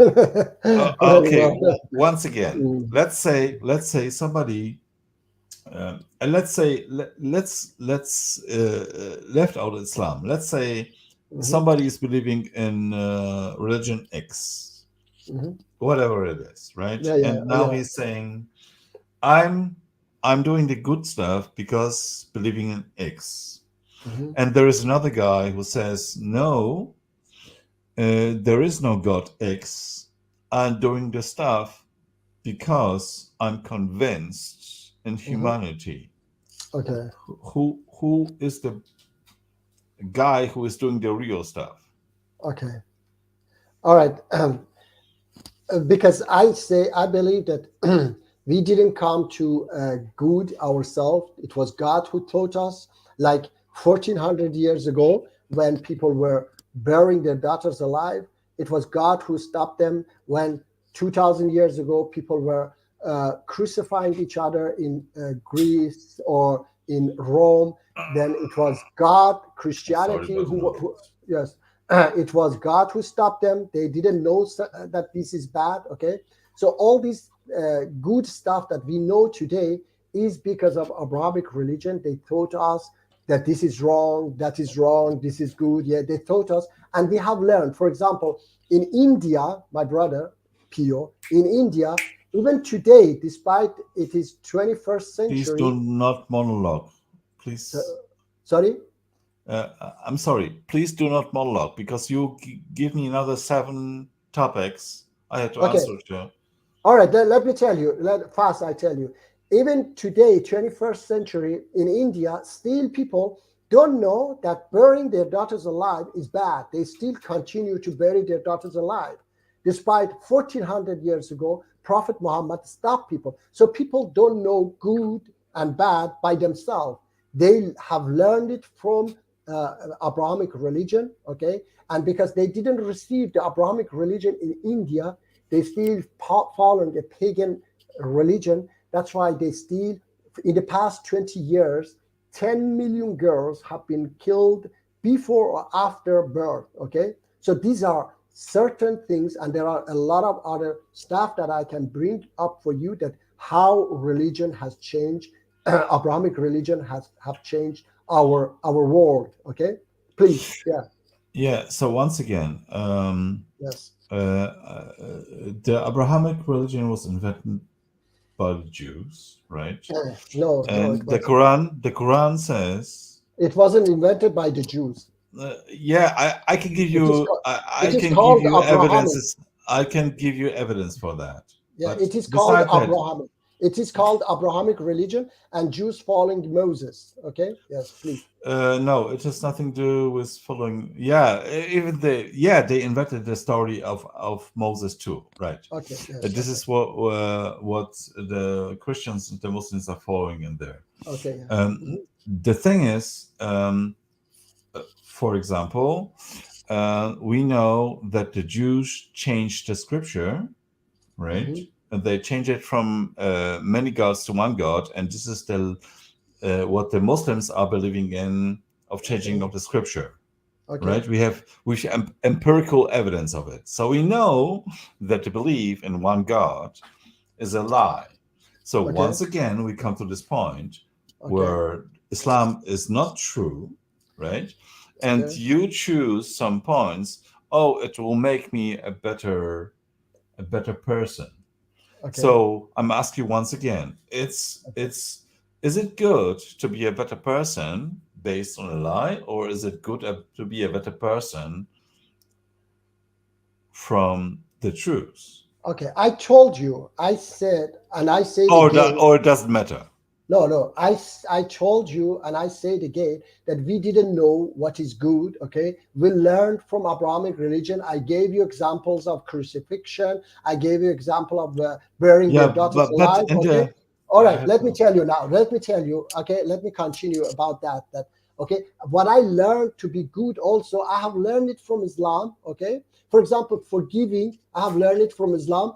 I have learned from Islam that I have no right to punish people, okay, because of their bad deeds. I have the only right I have is to create a world where people don't do bad deeds, okay? I have learned this from Islam. I didn't know this, okay? So I'm a better person because that so-called lie, okay, that made me to become a better person. Without that, I wouldn't be such a person, okay? That's clear.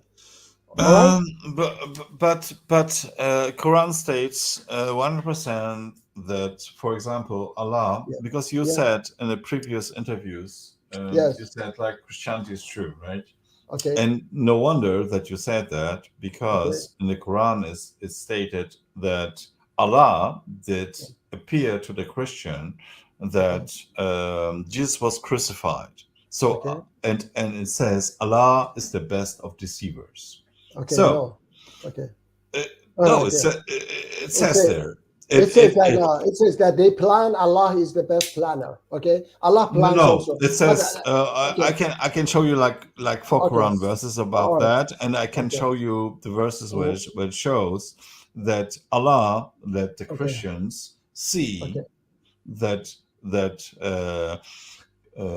Jesus was crucified, which will mean the Christians are not really liars when they believe in the crucifixion, because Allah showed this to them.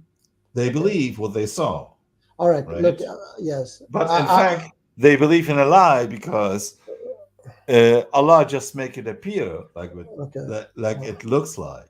Okay. But the question is again, do I'm doing good stuff based on truth, or do I'm doing stuff based on lies? I told you. Okay, I'm sorry that if you didn't understand my answer. Okay, I said I wasn't a good, I was a good person, but the person that I am today, okay, is because the religion taught me.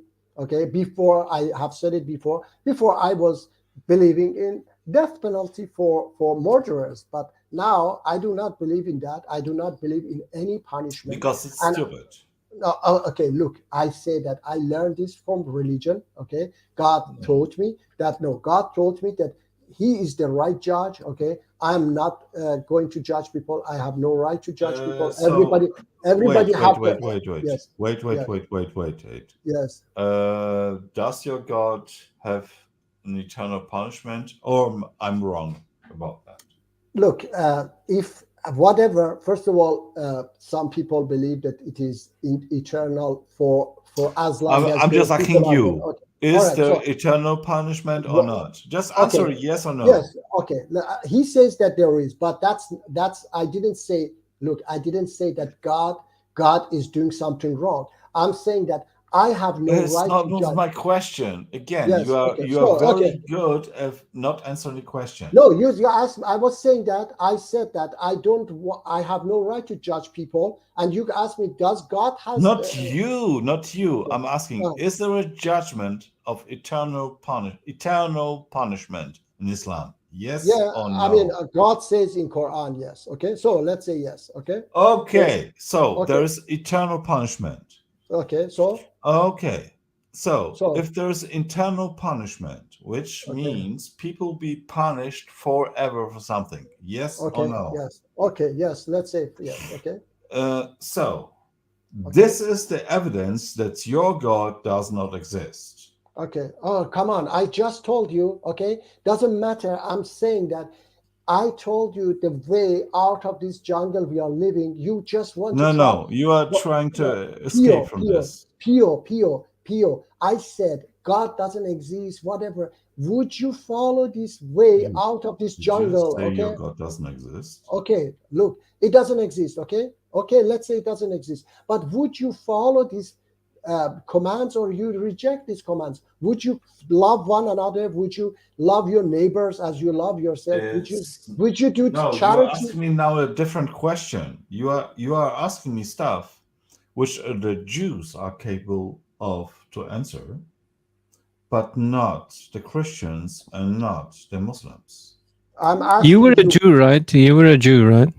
I'm coming from a Jewish background. That's why I can. So you were never a Jew. You never believed in God or what? That's a totally different conversation. Because in the Jewish religion, if the judgment day comes, you'll be not judged upon in which God you believed in. So you can be Christian, Muslim, or Hindu, or whatever. You'll be not judged upon us. Muji is talking. I don't know. I cannot hear him. I'm sorry. No, I'm not talking. Do I talk? No, I'm just seeing your picture. He's lagging. I'm lagging. sorry about that. I'm sorry about it's that. fine. Am I lagging? Sometimes, yeah. Yeah, you lag like crazy. Oh my God, I didn't know. No, just I want to answer this comment, please. Okay, saying that believing in a religion change you to become a good person, make it true. I didn't say that it is. It make it true because I became a better person. Okay, I said that it made me a better person. Okay, so it doesn't change anything. Okay, let me see. Is a bad argument because that could be said about my other religion as well. And really, so, that's true. I agree. Okay. I agree. I agree. Wait. I didn't say that it is true because it made me a better person. I said, since I believe in this religion, I started to change. For example, a Hindu who buried his or her daughter alive, okay, if that person convert to Islam and Islam teaches, doesn't make him a better person. No, and Islam, and Islam stop that person. That's you think that's bad, or it is, it is a good, a good thing that happened, that Islam can change that person to a better person, not to bury his or her daughter alive. Okay, so these are the things that I say. If you have a better religion, if you have a religion that can guide us out of all our problems, okay, whatever good brings that religion, I believe in it. I don't say that it make it true. For example, I have said, what is it? Buddha has some good teachings, okay, but it doesn't make it that it is a religion of God. But it doesn't stop me from following those good teachings, okay. A politician that is going to guide us to a better world, for example, a better economy. Let's say now, what is it? I give Martin, if a president, let's say that president is a Muslim president or Hindu president, he change the situation in South Africa and make it a better country, like Sweden. Okay, let's a president change South Africa to Sweden. Wouldn't you vote for that president? I'm sure you would vote, no? So what is the problem that you have to say, no, you believe in this or you believe in that, so I'm not going to follow you. I want to live in this, hell, in this jungle. It doesn't make sense for me. Tell you what's the It wrong doesn't about make that. sense for me. It doesn't make sense for me. I Yes. know. Yes. I know, because the old examples you gave me, right? Okay. Yes. It can be given from another religion, right? Oh, since I believed in the Pangu religion, I'm a better guy. And since I believed in this and this religion, it made me a good guy. So the relevance of the religion itself doesn't matter, because you will find from every religion millions of people who believing in their own religion to be a better man. It doesn't has anything to do if it's true or not true. Okay, look. Bio.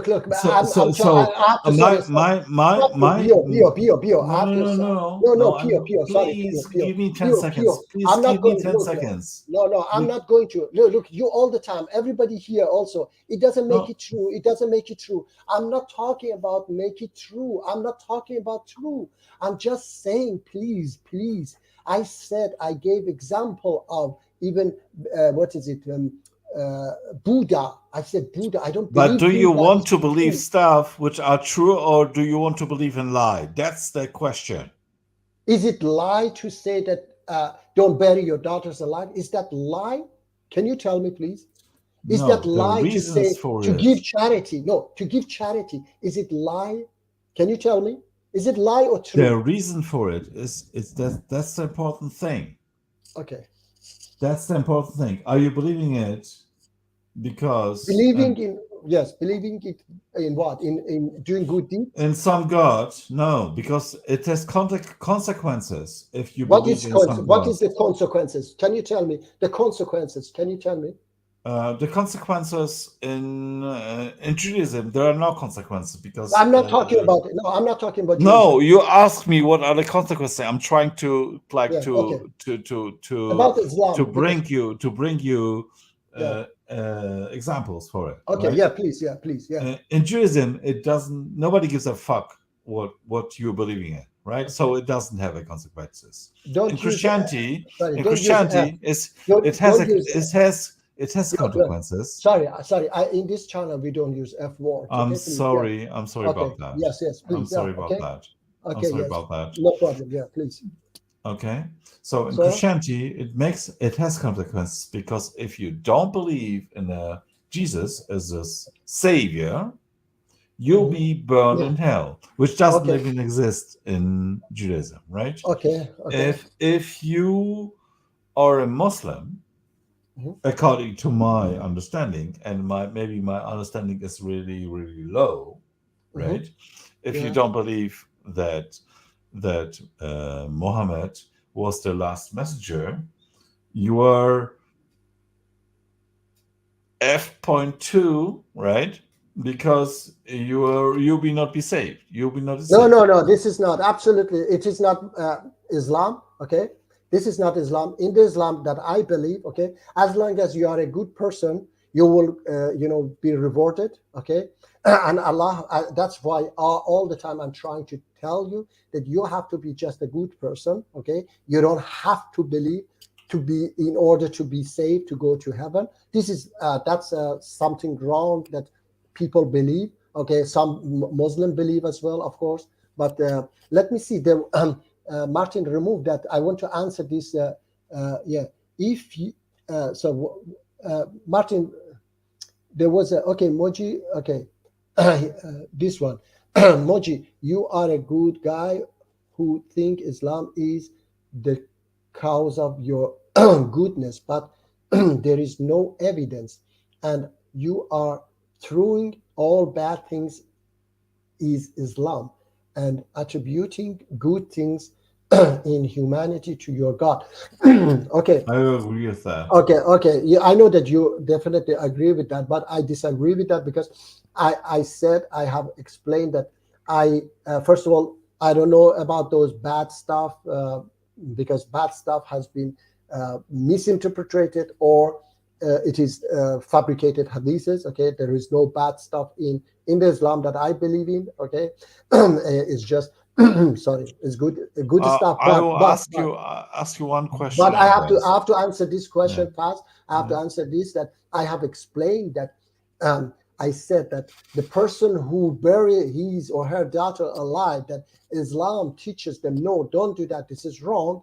That's because of the religion that Arabs don't bury their daughters alive anymore, didn't do it anymore. Okay, that I do a lot of good stuff is, I was doing it, but I'm doing much better stuff. I believe in better stuff is because I learned them from Islam. I didn't know that. Okay, I didn't know that we have no right to punish people. Okay, because we are all sinners. This is what I have learned from Islam, okay? And I didn't know that we have to live in an equal world to get rid of all problems we are facing on this planet. This is what I learned from Islam. I didn't know that, okay? I didn't have, a way out of this jungle for humanity. I got it from Islam, okay? So please, Pio, yeah, you were going to say something. Yeah, so are you going only with the Quran? You don't believe in Hadith? Yeah, I believe in hadith, but authentic hadiths, not fabricated. There are lots of fabricated hadiths. But let's go with the Quran, okay? No, now you're making my position because my following question was, do you know the name of the wife of Muhammad? Which wife? Any wife? Any wife? Aisha, I know. And yes. How do you know the name of Aisha? Yes, I know from the hadith. Yeah. Mm-hmm. Okay. So, from which hadith you know the name of Aisha? There are a lot of hadiths about Aisha, but look, I said that I'm not Quranist. I believe in hadith, but hadiths that are not contradicting Quran. Okay. So, I believe in hadith. So I believe in hadith. Of course. Yes. So if the hadith will say, kill apostates. No, if the hadith say kill apostates, I say it is. No, I will not go that far. I just told you that if a hadith says that, I say it is fabricated because it goes against Quran. Okay, so for you to understand what kind of hadiths I reject. Okay, yes. So if it says the sperm of a man is produced between the chest and the backbone. Okay. And there is no contradiction in the Quran. You will go with that? Okay. Look, that's not a hadith. That's a verse of Quran. Okay, and so it's not a hadith, and it doesn't say that it is produced there. Okay, it just says that it's the place that it says in Arabic, khuruj. Okay. The place that it comes out, okay, because Quran wasn't using sexual parts. Okay, don't go there. Don't go there. All right. I'm just asking you if you agree with that or not. If I what? If you agree with that or not. Agree with what? If the sperm is created Comes out. between the chest and the backbone, you agree with that? So I do not agree with that, because we know, everybody knows from where it comes. It comes from testicle. But wait. But we know that this verse, it doesn't mean one body, right? It means the chest of the woman and the backbone of a man. Okay. Are you aware of that? All right. Okay. Let me tell you why people were castrating and removing the testicle. You are not answering my question. Okay. I said that it is not saying that the origin of the sperm. Okay. It's saying that from where it comes out, because Quran was careful about using. Quran was careful about using language. Okay, because of the people, so it wasn't using like testicle and such things. Okay, so it was saying that it's coming out. It doesn't say no. It doesn't say. It uses words like fucking all the time. No, it doesn't use. Please, I said don't use. Does. I said don't use this F word. Okay. No, it does say in the Quran that stuff. Okay, no, it doesn't say. Okay, all right. Give me the verse that is say F. No, before I give you that, let's just go with the verse we are talking about. About now. Okay. Where you said, let me see. Wait. Let me see. Is it a bad verse? Is it teaching you bad stuff or what? Can you tell me? No, it just says, because I asked you, when it says between the chest and the backbones, right? Okay. All right. Do you think it's about one? It's about one being. Pure. All right, Pure. I told you. No, Pure. Please. I have been explaining for you now nearly over 1 hour. Okay, over 1 hour. That it doesn't matter if it is a religion of God, if it is words of God. No, I'm not asking you about that. No, you try. Wait, you're trying to say that this is not words of God. That's why I'm not going to do charity. That's why I'm not going to do good deeds. Okay, that's why I'm going to do bad deeds. Perhaps it's that. Otherwise, what is your problem then? I'm just telling you to do good deeds, to forgive people. Okay, let me read for you. This was my question. No, I don't know. Look, your question is about the sperm. I told you that Quran is not talking the origin of the sperm. So now you want to believe in it, accept it or not. That's your point. That's your option. No problem. Okay. Oh, so you not agree to the Quran when it says that the sperm is created from the backbone and the chest. So you it doesn't say created. It doesn't say created. If you know. Oh, what does it say? What does it say? It says that it's come. Let me. Do you know the verse? Because I have to go to the translation. No, I have no idea. Tell me. So when you don't know, look, it shows that you haven't made your research. Oh, okay? I have. I just want to know if you know that. Okay, if you haven't made your research, because in Arabic it says that, in Arabic it says that because we have been talking about this with an Arabic speaker, Brother Rashid, okay, and he said in Arabic it says also yakhraju, okay, from where it comes out. It doesn't say from the origin, okay, so it is because it didn't want to talk about these sexual parts and so on. So it was saying it doesn't say anything about that. I agree with that. Okay, it doesn't say origin of the sperm. Okay, now whatever. I'm just asking you if you're thinking it's from the one being or what? It's from like what? When it says between the chest and the backbones. Okay. Does it mean man or what does it mean? I have to reread the verse. If you know the verse, okay. I don't remember. I have to find the verse. I know the verse. Don't ask me which verse. Which verse is that? No. You are the Muslim. You have to bring it to me. I have to bring it. I have to find it. Okay.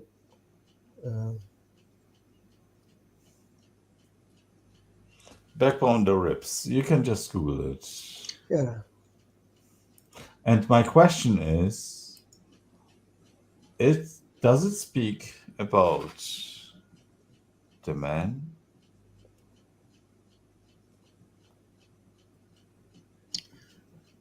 Wait. But this is not that. Okay, I cannot. Okay, let me have to. I'm calling about.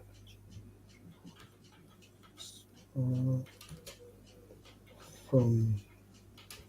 Okay, I have to find it because. Don't worry. I will to know. Okay. Okay, then we made. No, it is a. Very close. No, then we made out of. No, that's on where men. Okay, let me see. Wait, here I think I have found it. The verb man should reflect. Okay, it's chapter 86, verse 5 to 7. Okay, 86, 5 to 7.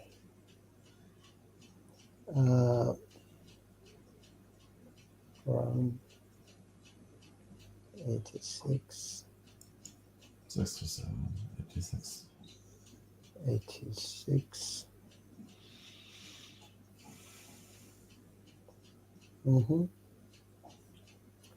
6 to 7. Yeah. Yeah, I will be with you on the verse, like 86, 6 or 7, right? And how you would interpret it. Okay. I told you, yes. It says that from where it comes, okay, it doesn't say the origin, okay. I have said for you, it's when it says it has to be Brother Rashid because he knows Arabic and he was pointing on this Yahraj, okay, from where it comes out, okay, and it is not about the origin of it because everybody knew that it's coming from testicle, okay. That's why they were doing this. I don't know what is it called in English. Sarcase, or when they wanted to remove testicle so that you don't produce, okay. I don't remember the word, but anyway, okay. So let's say I said, okay, let's say I have told you from beginning. Let's say that Quran make a mistake, okay. All right. So what? No, again, I will tell you what the mistake is. Okay. So what is the mistake? The mistake is that this verse, or if you're reading it and you're given your interpretation, you are trying to find the source of it in between a male, right, between the backbones and the chest, whatever. Okay, all right. So the breastbones, but in fact, it says about two people. Okay. The female. Where's the chest? It's the necklace range. This is where it says the chest, and the backbone of the man. So it's telling about two people. And if you look it up, the older tafsirs, it says about two people. Okay. So it's not about like the usual apologists would say. Oh, this is the verse, and when you lay like that. No. So what is your point, Pio? Tell me the point. Can you tell me the point? It's wrong because the child. Okay, it's wrong. Yeah. Okay, it's wrong. Yeah. Okay, it's wrong. So what? So what? Can you tell me? It shows that your religion is wrong. Because if you want a mistake, the thing is, what I'm asking you. Pio, I know your intention. I told you already, like 50 times, that your intentions are very good. Okay, right? Look, I know I'm not. Look, listen, please listen to me carefully. I do not believe that Jesus was Son of God. Okay, but I follow the verse about love one another. What is your problem? Why you don't want to follow these verses that teaches you to be a good human? What is your problem? Because it's based on a lie. Okay, so you will do bad deeds. So you will not do charity, yeah? Because it's based on lie. Yeah, if you see No, somebody I is will a do poor, charity so that's because I good. That's know all. it's good. That's I all. think That's all. I Pure, think pure. That's all. Okay, pure. That's all. If you do charity, if you forgive people, that's all what God wants from you. But That you don't don't you? do No, no, bad no, deeds. no. Not You what don't do God bad wants from deeds. me. Don't you think that doing good stuff Okay. based on a lie is a wrong thing? Because this is what religions is doing to you. It Okay. makes the very good Pure. people who Okay. are very, very like the very best at trying the Okay. very best, but based on a lie, they can be deceived to a Okay. wrong thing. Okay. Look, pure. Are This you is interested in truth, or are you just look. interesting? Look. Oh, what makes me feel good? Look, Pio. Unfortunately, I have to say like this, that you are like those extremists who want to force you. They don't want to see anybody who do not believe in them and say that if you are not a Muslim, you will go to hell and so on. So No, they I'm not want, saying they that want, at no, no, all. no, no. Listen to me, listen to me, please. So they Okay. want that everybody believe in what they believe, okay? Or those Marxists in North Korea that say that if you don't believe in Marx and what we believe in, we will kill you or put you in jail. They want that everybody believe in what they believe in. This is wrong, and you in what you believe, okay? This is wrong, Pio, okay? The right is that believe in good deeds, good things, and let everybody believe in that. Invite people to good deeds, okay? So don't have to be that exactly. I have to believe like you. Martin has to believe like you. Okay. Nobody has to believe like you. Nobody has to. Everybody have the right to believe in what they believe in. Okay. As long as they are not harming you. Okay. As long as you don't harm me, you have the right to believe in whatever you believe. I respect your belief. Why you have to push me to say that, oh, you believe in something lie, and okay, lie. I want to believe in something lie. What is your Okay. problem? What Okay. is your problem? The problem is, okay, let Yeah, me restate once again. yeah. Do you think that even, let's say, based on a lie, you're doing the Mm. good thing, and based on the truth, you're doing the good thing. It doesn't matter for me. I do good things. Okay, Okay, whatever, whatever, whatever. so for you, believing in a lie, it's Okay, okay as long it because I leads believe to that the. it's a lie. It's not a No, lie. no, no, no, I no, believe no, that no. it's It has not a nothing to lie. do with it. It's just Yeah. nothing to do with that. The Okay. question is, if you're believing in a lie, and Okay. it makes you doing the good stuff, the Okay. right stuff, Okay. whatever it is, that's at the same level as I'm not believing in a lie and I'm still doing the good thing. Okay. Those things are at the same level for Okay. you. Okay. I say that that's your for you it's a lie, but for me it's not a lie. It's true. No, I'm not saying that. Okay, Okay. once again, it's not. Yeah, of course, I called it a lie. But Okay. what I'm asking you, if Okay. the reasons for doing the right thing, and Okay. it might seem from both positions, right? Mm-hmm. Mm-hmm. From your position and my position, do the right thing. We have the same goal, right? Mm-hmm. What is better, to do the right thing because of a lie? And I'm not trying to say that. I'm just trying to point out, um, what are the better. What is the better stuff? Doing the good thing because of a lie, or doing the better stuff because you know the truth? Okay. Who is the one? Who is the one who is doing the good way? Okay. It has nothing to do who is right. I'm not Okay. asking you Okay. if you're right or I'm right. Okay. I'm asking about your opinion. Okay.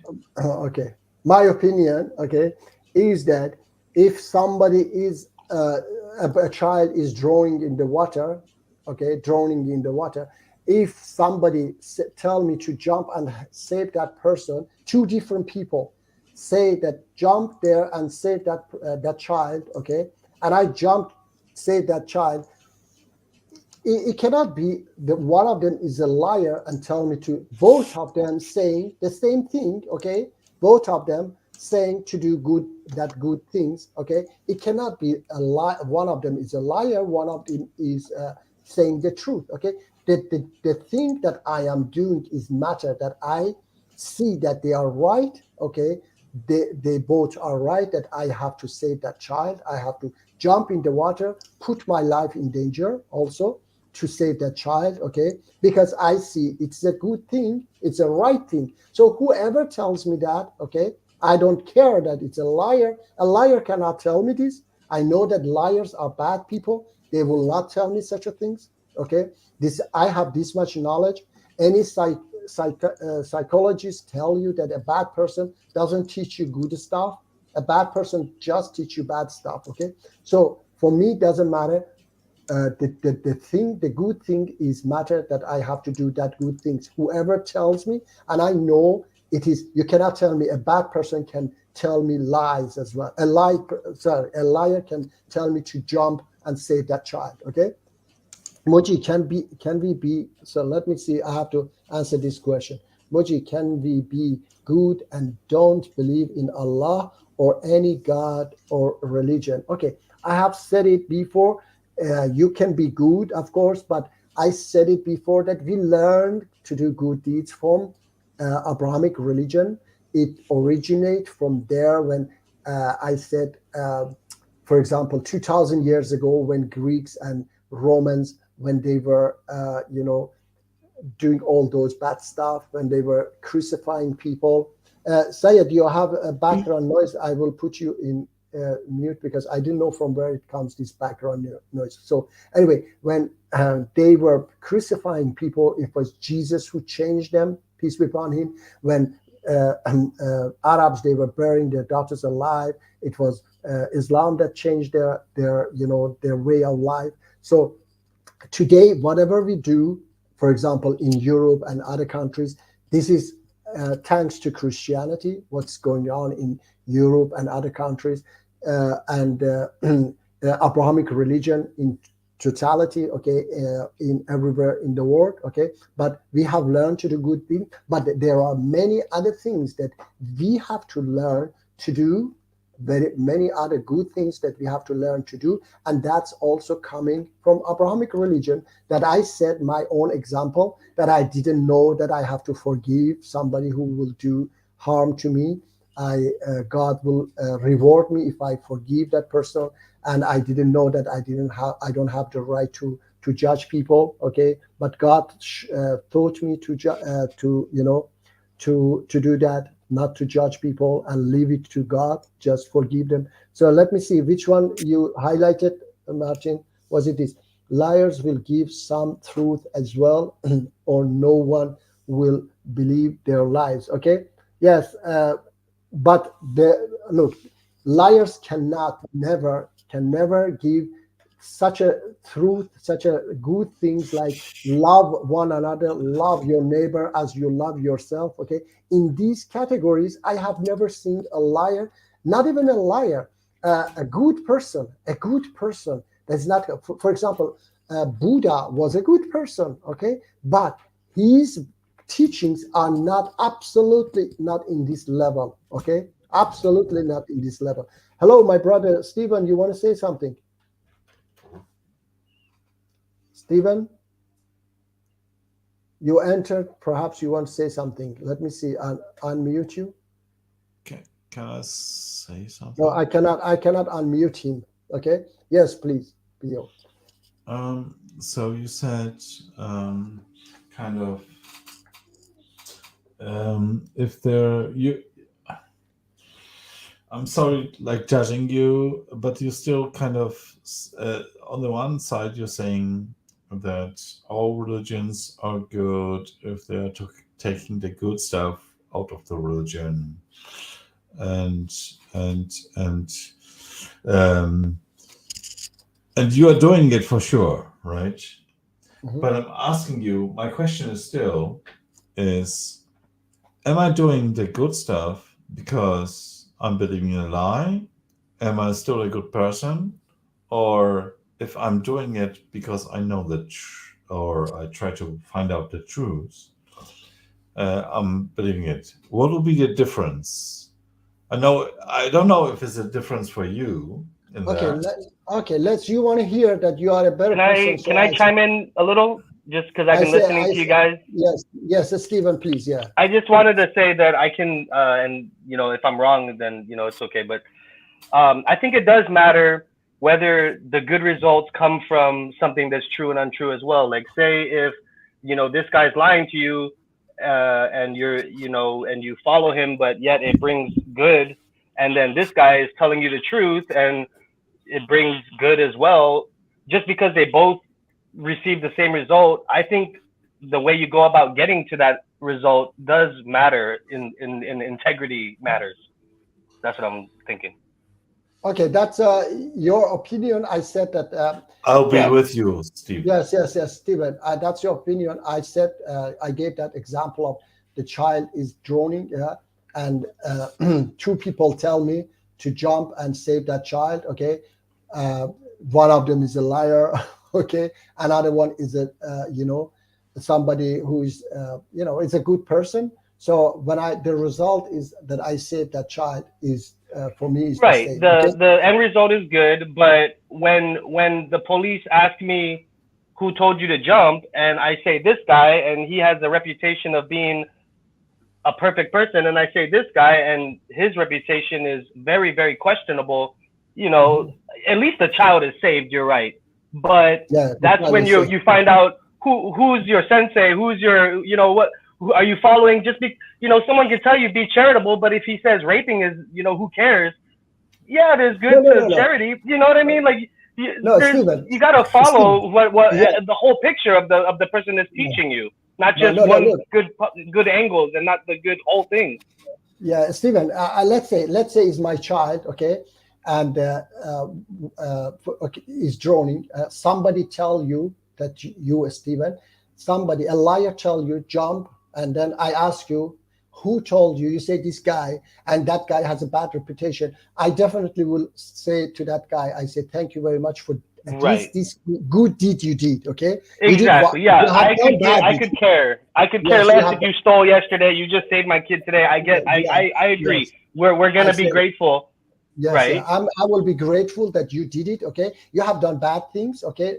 I understand. Perhaps you were forced or whatever. Okay, but you did. This, but was great. Okay, it was great. Let me see. Somebody say what? But that also doesn't wash away all the other stuff. That's why you have to see the whole picture.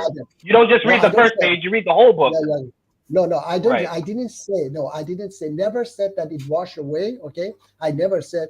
I said the good things is good things. You cannot just.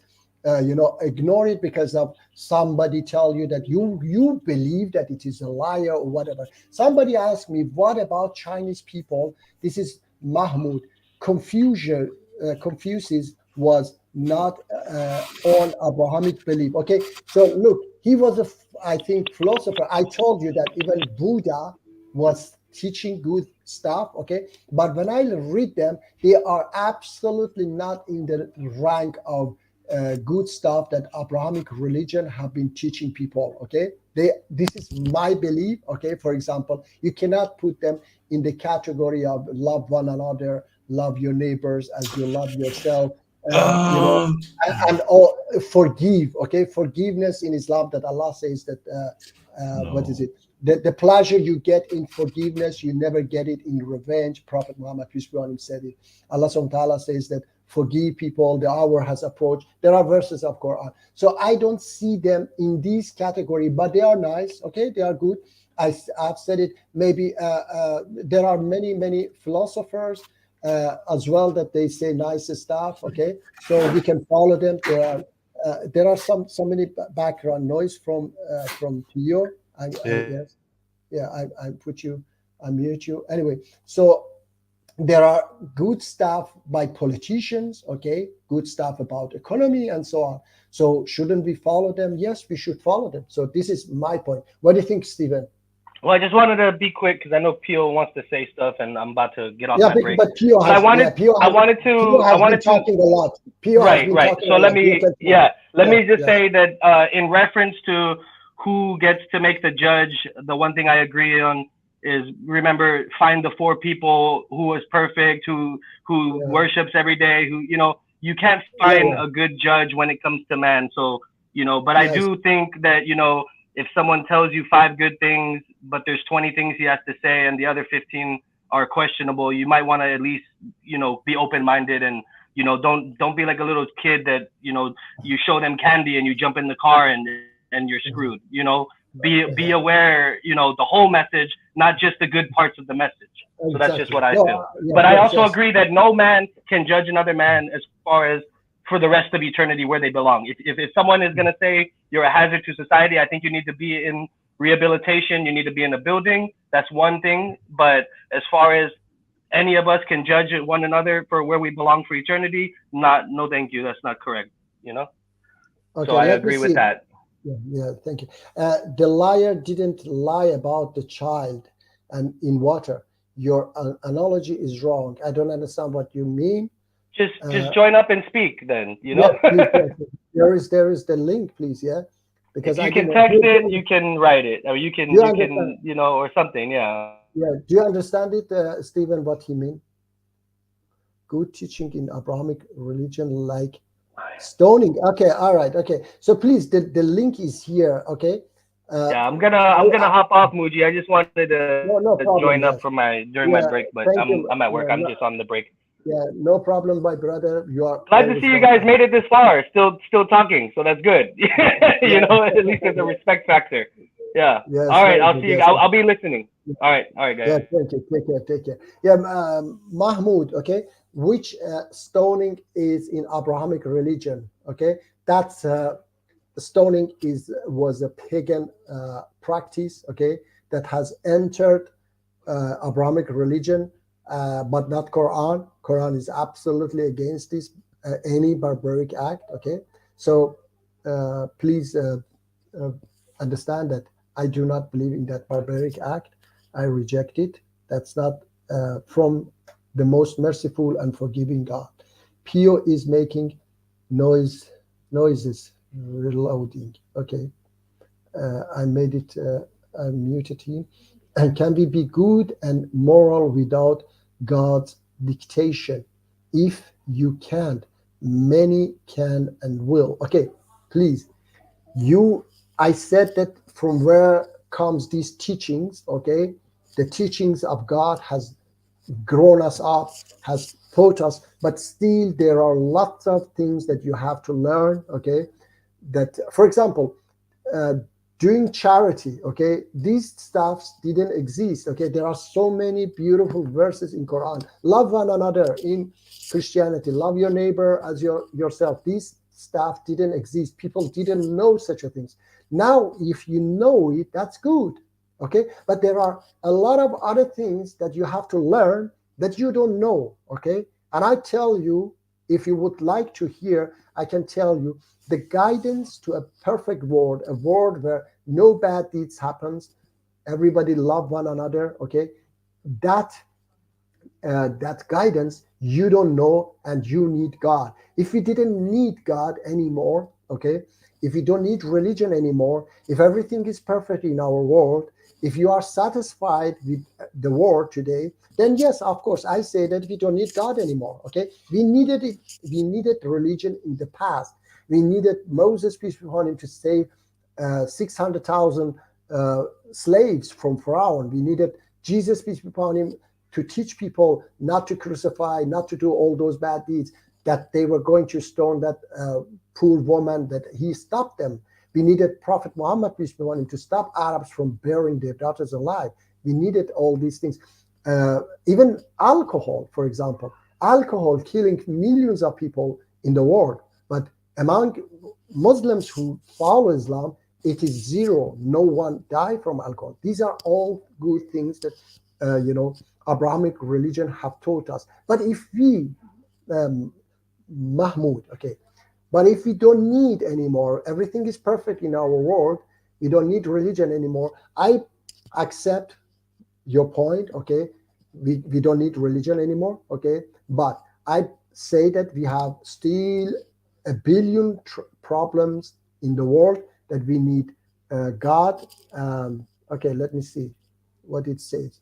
Sahih Bukhari, blah, blah, blah, tells to store. That's not Sahih Bukhari, that's trash Bukhari, okay? So Bukhari has a lot of fabricated hadiths, and this, I have had, Martin knows, I have had a lot of, debate with these extremist Muslims. They run away because they cannot answer my question. You can find it on my channel, okay? It was just this few weeks ago, this Muslim apologist who was running away all the time. You remember, Martin, yeah?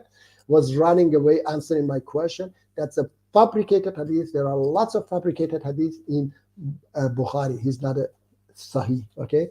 So there is no harsh punishment in Quran. Stoning. There is no stoning in Quran. Please go and read, okay? Lashing. I have said lashing is impossible. Crucifixion. There is no crucifixion in Quran. Or cutting hands. There is no cutting hands in Quran. If there is the link, please come here. Last week, I was going through these cutting hands. Please, if you don't want, you can just go watch my last stream. I was going through these cutting hands. It doesn't say at all cut hands, okay? Which one was it? Martin, highlight it again. I didn't read the rest. Which one was it? Let me see. There was some. There it is. Okay. What qisas means in Islam? Okay, look. Qisas means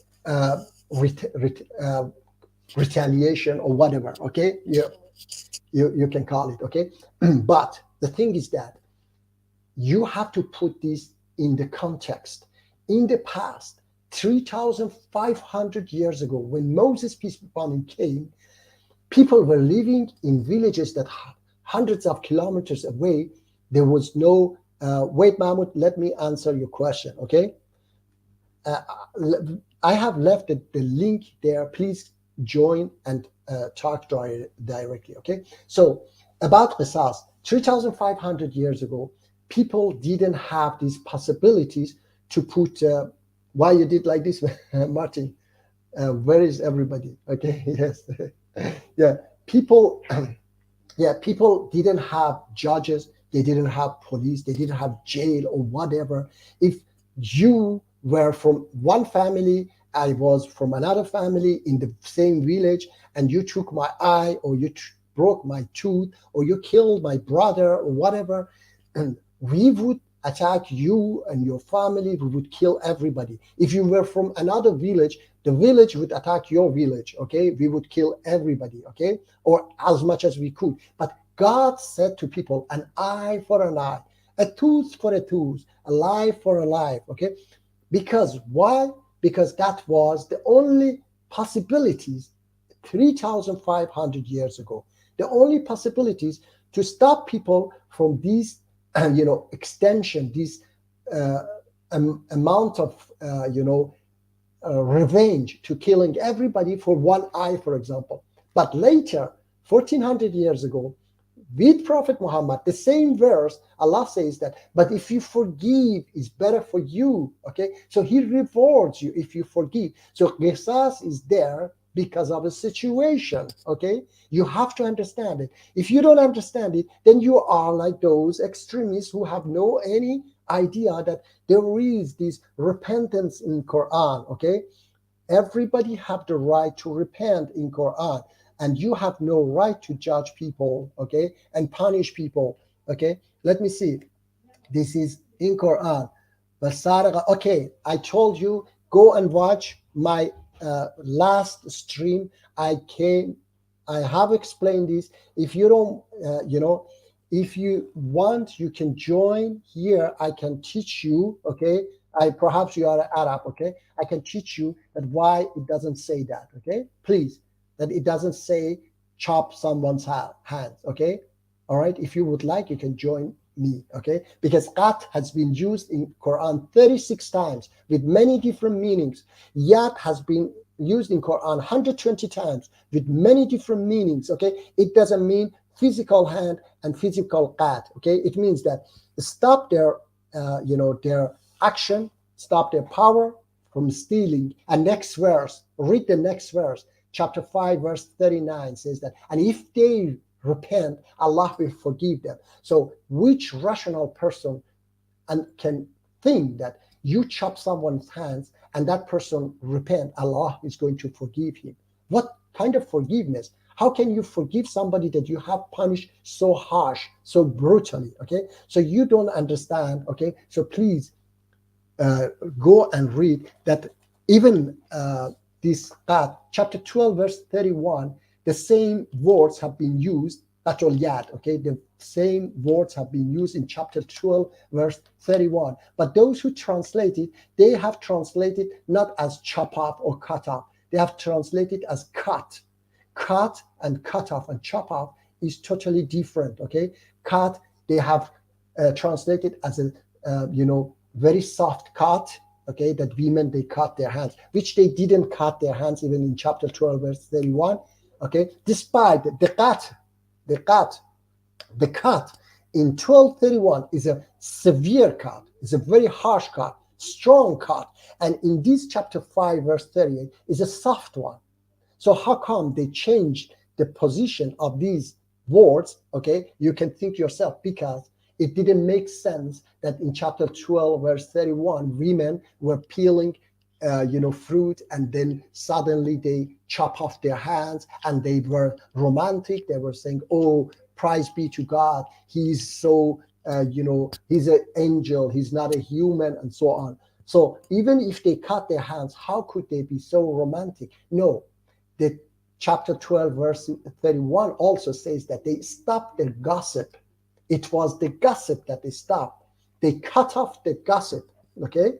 Their gossip that they were making behind that woman, all right?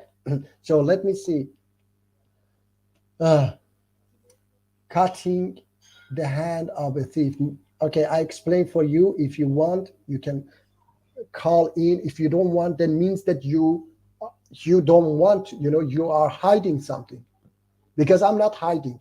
I have asked all these extremists, okay, to call in and talk to me, and they are afraid. They don't do that. Why you don't call in? Here is the link, okay? How can a God change the barbaric practice of infanticide, but he can not change the rule of cutting hands? I have told you, okay, there is no cutting hands. Understand? So I was looking for this word infanticide because I wanted. Thank you for helping me, Mahmoud. Okay, incredible mental gymnastics to interpret the clear word of God. Okay, so if I said, if you don't join, it means that you hide something. Okay. All right, join so I can teach you. Why you don't join? Is it so difficult? Change. I said that. What's going on, people?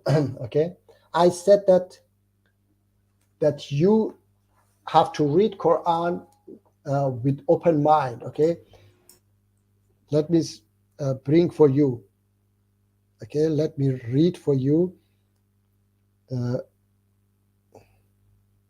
Chapter 3 verse 7. Okay, this is the author of the book, Mahmoud. Okay, the author of the book tells you how to read Quran and who can interpret the verse, unspecific verses of Quran. Chapter 3 verse 7. Go and read that before you reading Quran. It is he who has sent down to you, O Muhammad, the book. In it are verses that are precise. They are the foundation of the book, like the most merciful and forgiving God. That's the foundation of the book, okay? And others unspecific. As for those whose heart is corrupted, like ISIS and Taliban, okay, they will follow that of it which is unspecific. So they follow only unspecific verses of Quran, not precise verses of Quran. Muji, are you the one who is understanding the Quran 100%? Okay, just a moment, please. Let me read this verse, okay? And then No, this is directly directed to you. Okay, let me read this verse first, please. Just a moment, okay? So, like ISIS and Taliban, they will follow that of it which is unspecific, desiring to create confusion and their own interpretation, okay? And no one knows its true interpretation except Allah and those firm in knowledge. And they say, who? Those firm in knowledge. We believe in it.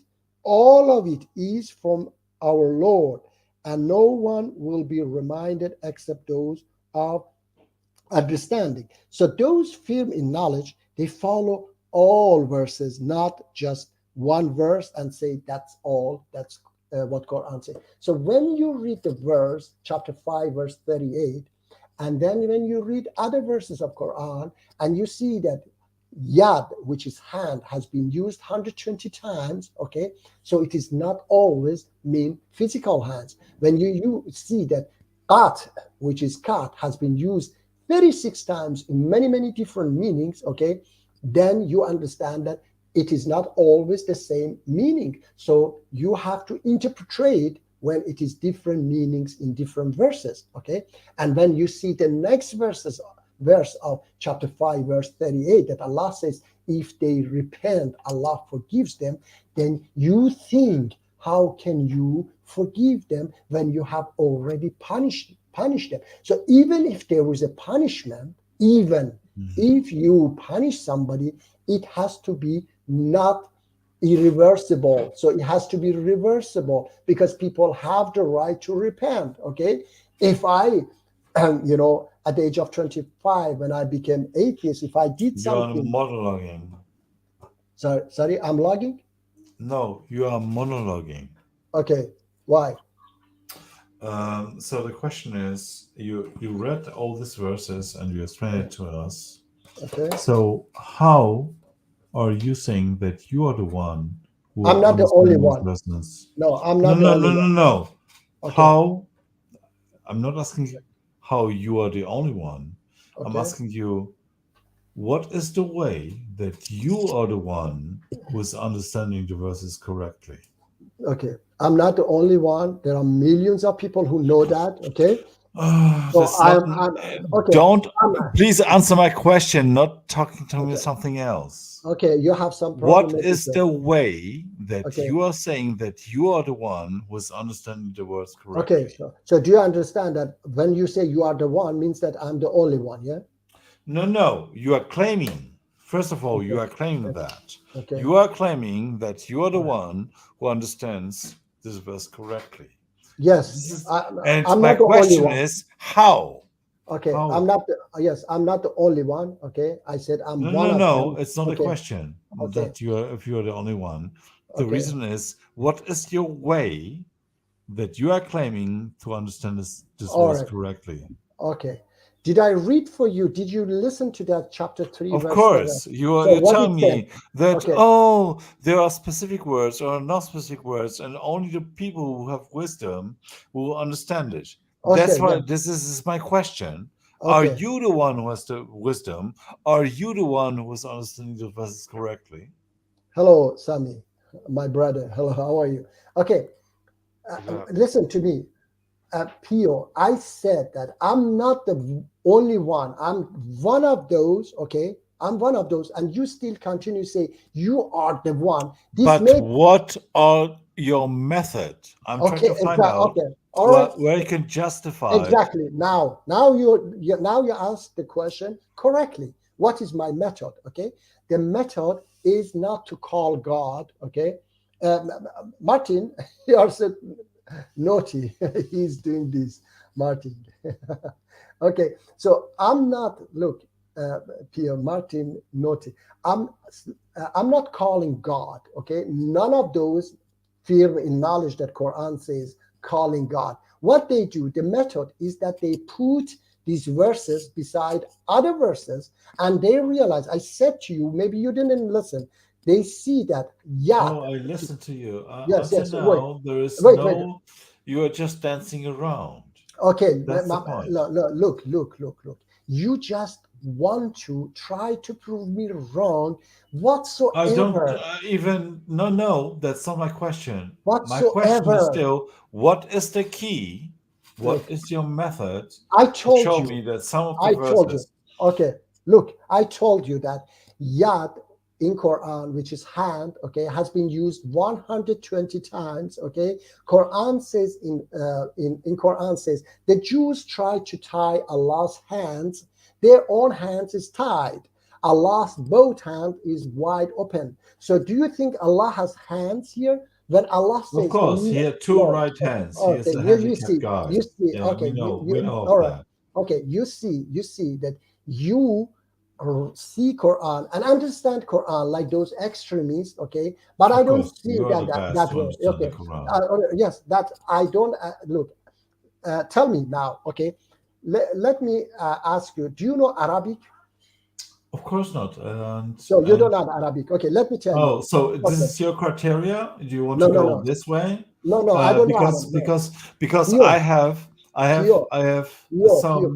I will use some Muslimic translators, Quranic translators who wrote tafsirs. Is that allowed? It's not my opinion. It's always Saminio, very soft.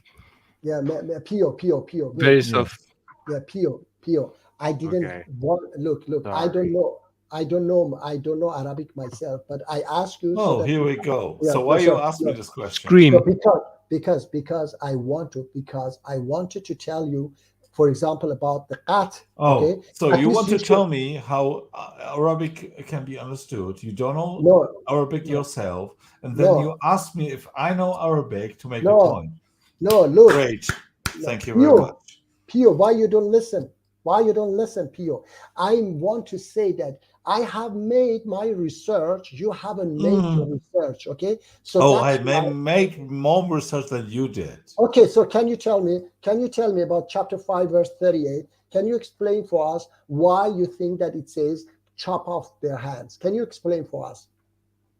Why? No, that's the usual stuff. That's because... Because what? Because what?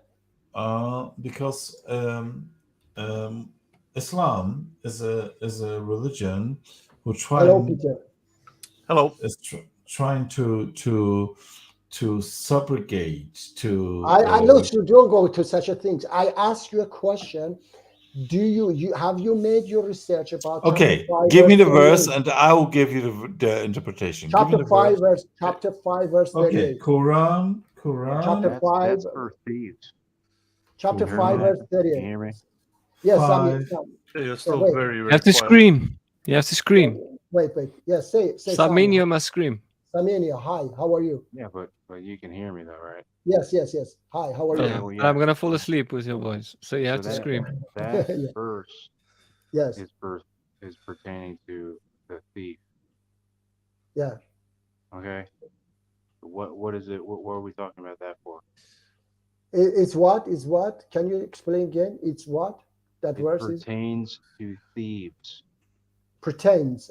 Yes. To thieves. It's in relation to thieves. Never mind. Yes. I know. It's in relation with thieves. I know. It's just about. He says that somebody said in the chat that it says chop off their hands, and I'm trying to prove them that it doesn't say chop off their hands. Okay, it's absolutely trash. Okay, and I will prove you why it is trash. It doesn't say at all. Now he's going to find the verse, okay, and tell me why he thinks that it says chop off their hands. Can you please, Pio, explain for us? We are waiting. Hello, Mr. Tree. All the translation what I have, right, about this. Translation. Yes. Okay. From Muslimic sources. Okay, that's the problem. I told you Have you made your research? Have you made you research? mean if I go on with Islamic sources, which with Islamic translators, people who dedicate their life to translate Islam, and if I go with them, I'm wrong. I should go with my own translations, right, and my own interpretation. This is what you mean.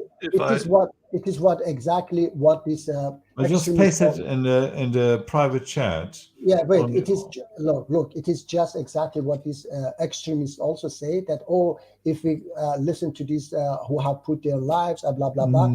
Okay, let me tell you. I will help you. Okay, I did it last time, and I'm going to do it now again. Okay, I will share with you the words. Okay, and I will let you know why it is absolutely trash. Okay. Can you tell me? No. Before you do that, can you tell me which? Because you admitted you don't know Arabic like me, right? There is nothing wrong with that. No, there's nothing wrong with that. Okay. No. Okay. So there must be some sources which you trust, right? Okay. And those sources are. Okay. Right. So tell me your sources, what you trust. Okay. Look, the sources have been telling me, all right, and it is absolutely makes sense, and I'm going to tell you. Which sources are there? Okay. Look, I have to put you mute you before because you don't allow me to present it. I will present it to these gentlemen, okay? Because you don't allow me, and I have to unfortunately mute you. Let me find the Quran where it is. Okay, here. If I may quickly ask something, Muchi, or it's about clarification, because he's asking you who told you about this. I noticed a few weeks ago somebody was explaining, who knew Arabic, who was explaining the difference. Yes, it was Brother Rashid, perhaps. Yeah. Yes, exactly. Yeah, exactly. So no, but before that, I have made research. Okay, before that, long before. But Brother Rashid told me something very, very new thing that I will explain now. Okay, let me see. Let me bring up this. Okay, share. Okay, this is chapter 5, verse 38. Okay, do you see everybody? Yeah. Okay. Here is the word. Here. Cut off, faqat au, okay? Faqat au is written cut off. And this is yad, yadahiha, okay? It's a hands also. This is qat, and you see if that T, okay? This is the T. If I don't know if you see it, there is just one line over it, just only one line over it, okay? So now I have to bring this. They have translated as chop off, okay? The qat and the yad they have translated as hand. And I said that yad has been used 120 times in Quran, okay? Now chapter 12, verse 31. You guys aren't thieves, are you? None of you guys are thieves, right? But this is about the thing. This is about the thief, okay? Look, here now we go to this chapter 12, verse 31, okay? All right. So chapter 12, it goes, you see it here now, chapter 12, verse 31. Yes, you see it, everybody?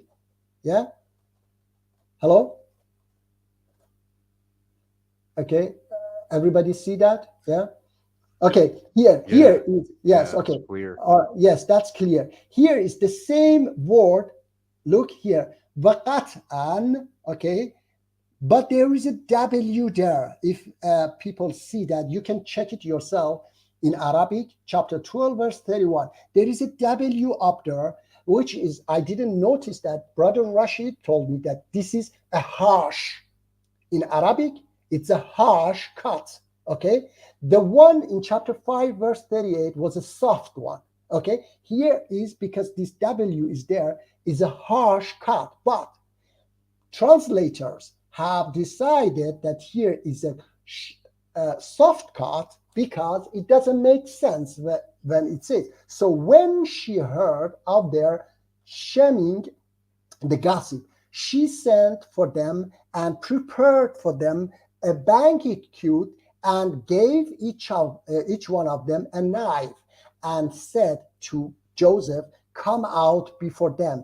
And when they saw him, they greatly admired him and cut their hands and said, perfect is Allah. This is not a man. This is none but a noble angel. Okay, look, here they have used some rationality that women couldn't chop off their hands when they were peeling. Okay, so that's why they have chosen that women cut their hands, despite the cut here is a severe cut. If it was chop off, then here should be chop off, not on chapter 5 verse 38. So here, despite it wasn't at all, they didn't even cut their hands. The severe cut was that they stopped forever this gossiping against that woman, because there is not talk about a single drop of blood, no screaming. Instead, this atmosphere is romantic. Then they say, perfect is Allah. This is not a man. This is none but a noble angel. Okay, so it doesn't make sense that women cut their hands, and yet they were so, romantic. But there also, now I go to chapter 5 verse 38. Okay, just a second. Chapter 5 verse 38. Muchipi gone, like it seems. Sorry? He left. Atheist. Okay, no problem. And here he might watch it. Okay, and here in chapter 5 verse 38, as I said, it is the soft one. Okay, the soft cut, they have changed it to cut off their hands. And then next verse says, okay, let's go to next verse, says that here, okay, where is it? 38, 39, and say, but whoever repent after their wrongdoing and mends their ways, okay, they change, Allah will surely turn to them in forgiveness. Indeed, Allah is all forgiving, most merciful. And I have said it many times before. I have said it to, it was this Farid, okay? Farid is also a YouTuber, extremist as well. And I told him that, Farid, it doesn't make sense that either Allah is, out of his mind, or you are out of your mind. That I passed the red light, then officer catch me, then he take my driving license, and he give me $1,000 ticket. And I say, oh, officer, forgive me. I will not do it anymore. Okay, the officer says, okay, I forgive you, but you have to go and get a new driving license, and you have to pay the $1,000 ticket. That's not forgiveness, mister. You have to think. You have to make, you have to use your rationality. They use their rationality in chapter 12, verse 31, and they translate it as cut, as a normal cut, because it didn't make sense that those women, they chop off their hands. That's why they said, okay, they cut their hands, because it doesn't make sense, okay, that you are peeling the fruit and then you chop off your hand. And you are so romantic as well. So use your rationality as well, that how can Allah forgive a thief that has done something wrong? Okay, you chop off their hands, and then they say, oh, Allah forgive us, and you say, okay, I forgive you now. Okay, it doesn't make sense. For how much you have to chop off their hand? And then another thing is that stealing has been used in different way in Quran as well. Okay, you can steal information in Quran. Okay, stealing information is also stealing. What are you going to do? You're going to chop off their ear? Yes, when they steal. So stealing is also different way of stealing in Quran. Stealing $1, stealing $1 billion, you are going to chop off. It doesn't make sense. It is not just. It doesn't make any sense with justice of Allah. Okay. So anybody have any comments, any question? Where did he even go? Okay, dude. All right. I don't know where he went. He wrote in in the what's it called StreamYard chat that he was tired of lies or something, and that he wanted Okay, to leave. okay, no, just you, Peter. I told him that. He's like other extremists. You know, extremists. I was here. I was here. I know exactly that he wants everybody believe in exactly what he believes. Okay, like you know, like those extremist Muslim who say that if you don't believe in Allah, you will go to hell. Okay, no, it is not like that. Okay, it is.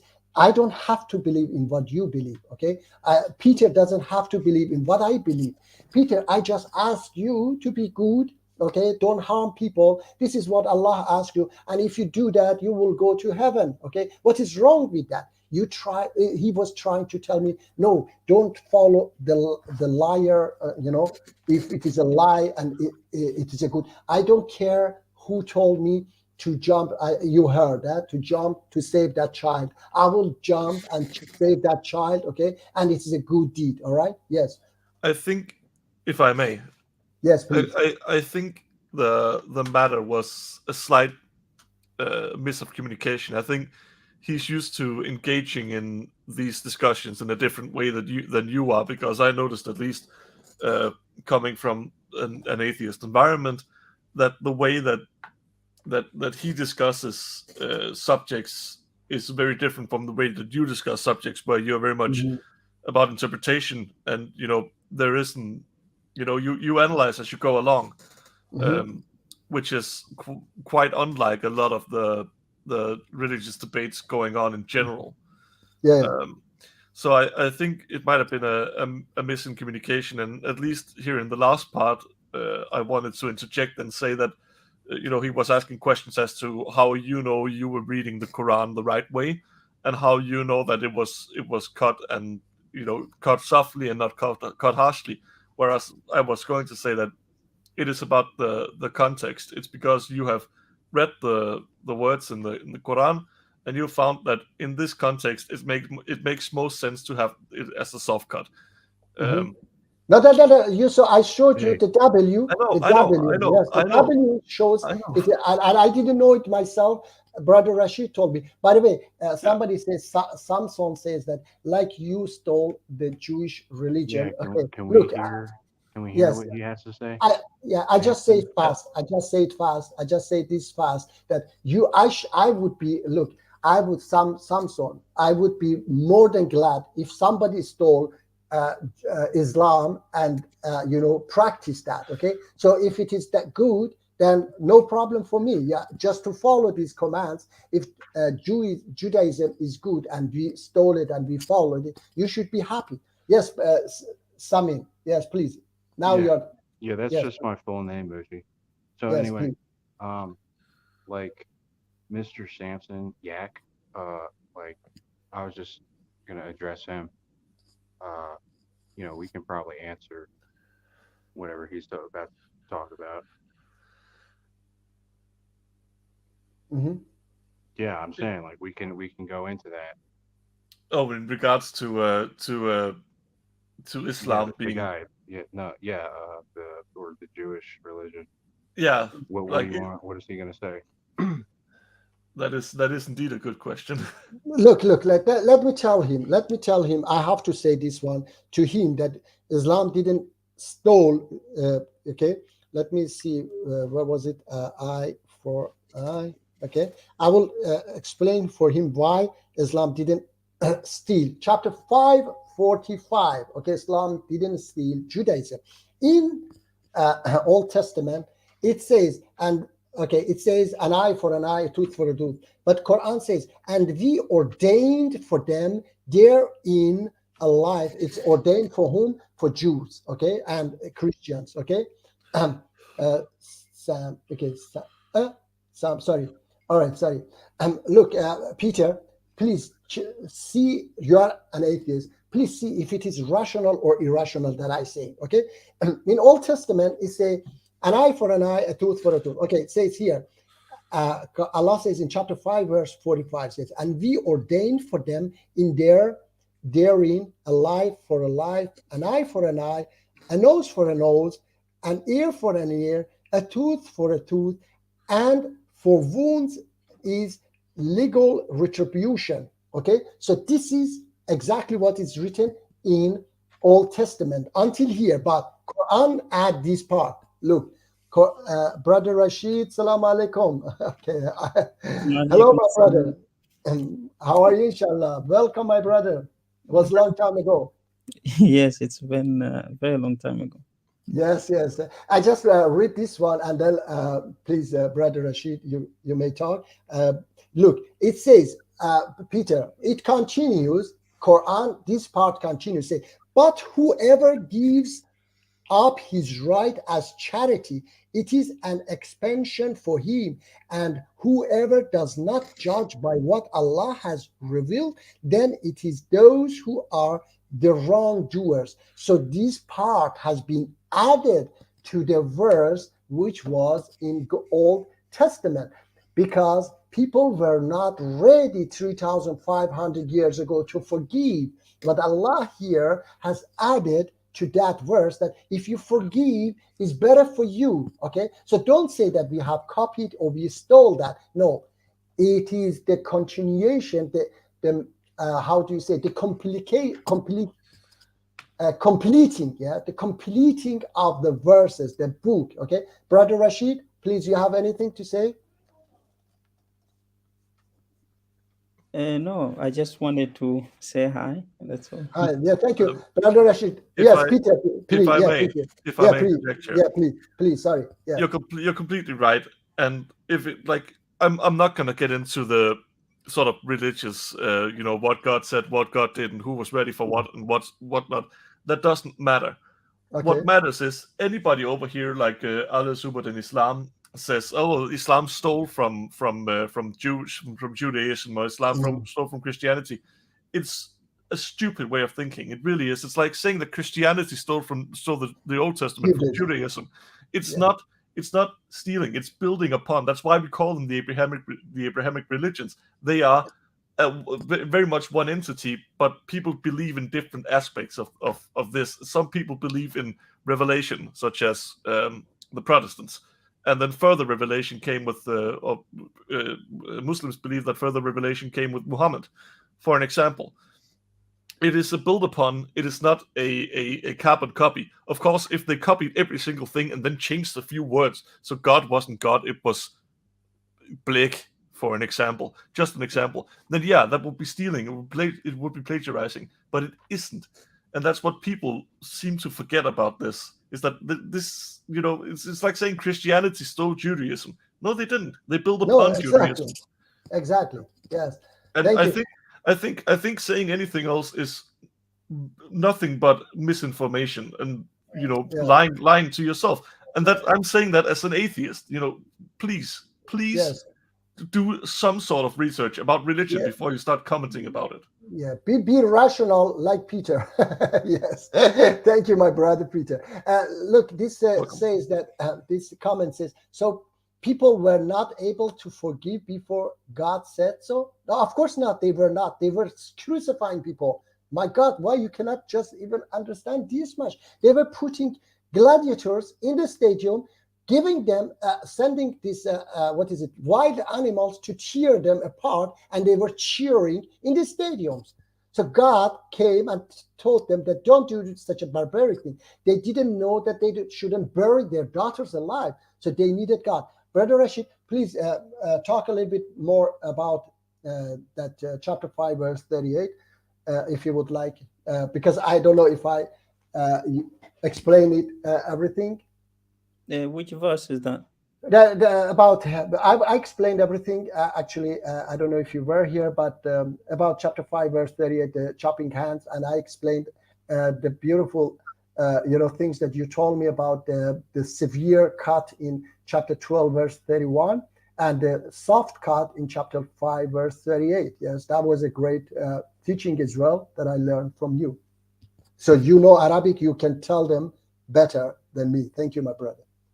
Yeah, I mean, that was one of the explanations, for the different usage of the words that are shown there. In one place you have the word qattala and you have the word qatala, and in Arabic you have the when you try to emphasize a certain action, you add a sort of like a hardness to the pronunciation of the word. So, for example, when you say kharaja, which means he left, or you can say kharraja, which means he left, like you're adding in like a shock value to the pronunciation. Like when you say he left, oh my God, you're adding that in. But when you just say kharaja, he left. But when you say kharraja, he left, like you're adding in enthusiasm, a lot of emotion behind the word. So also when you say, for example, qatala, he killed, or you can say qattala, which means that he killed like in a severe way, like, in unspeakable way. So Arabic has that kind of emotive language. It's an emotive language, and it bases a lot of its words on emotion as well. So it also happens with the word qatala. This is, by the way, the way it is understood within the teachings of Arabic language and all that. And you have the same thing with qatala. You have the qattala to emphasize hardness, harshness, severity. You add qattala. So in that verse, in chapter 5, it says that faqta, it has a softer, word for chopping or cutting. It's faqta'u aydiyahuma. Whereas you have other places within the Quran, like in Surah Yusuf, where you have faqata'na aydiyahunna. They cut their hands, and the word that is used there is the severe word for cutting. And that is one of the peculiarities. Even within that same chapter, in chapter 5, you have right on the page before the cutting verse, you have the one which says, innama jaza'u alladhina yuharibuna Allah wa rasulah, those who wage war against God and his messenger. So it says, an yuqattalu, you see, you have these severity words. Yuqattalu, they're either executed. Yusallabu, again another word. Aw tuqatta'a aydihim, or they have their hands and feet qatta'a, and again it is the severity severe one, yeah. All of the words. Severe one, yeah. Yeah. I understand. So, again, right on they're right a page apart. So if you wanted to compare words, you can just look at those words, because they're right on one is on one page and the other is on another page. Yeah. So one other thing that actually I came upon this very recently when I was analyzing the usage of this word throughout the Quran, is that when you say the way the sentence is actually, or not sentence, but the two words cut their hands is worded, it seems a bit I would say, like, you wouldn't really say that. Like, okay, in English you can say cut their hands, to mean both, to mean both hands. You don't know exactly what you mean. Do you mean one hand on each person, or do you mean both hands on both people? You see, so within English, it sort of like leaves that ambiguity. Like, you don't know, like, okay, when you say cut their hands, do you mean one hand from each, because that's still two hands, okay? Or do you mean both hands on both people? Yeah. So it leaves that ambiguity. But the strange thing with the way the word is, the Arabic is that you have, I think I might be able to answer that, because it says the thief. That's not thieves plural. You know what that means? It means like more than one. It says one thief. It means cut both their hands off. Yeah, I think so. I'm pretty sure. Yeah, that's the thing, is that. But it says woman and man, women and men. But it says man and women. It says amputate or whatever. Yeah. The thing is that you have, as for the male thief and the female thief, so that's two people, right? The expectation is that we have 4 hands in total. We have 2 hands from each party from each person.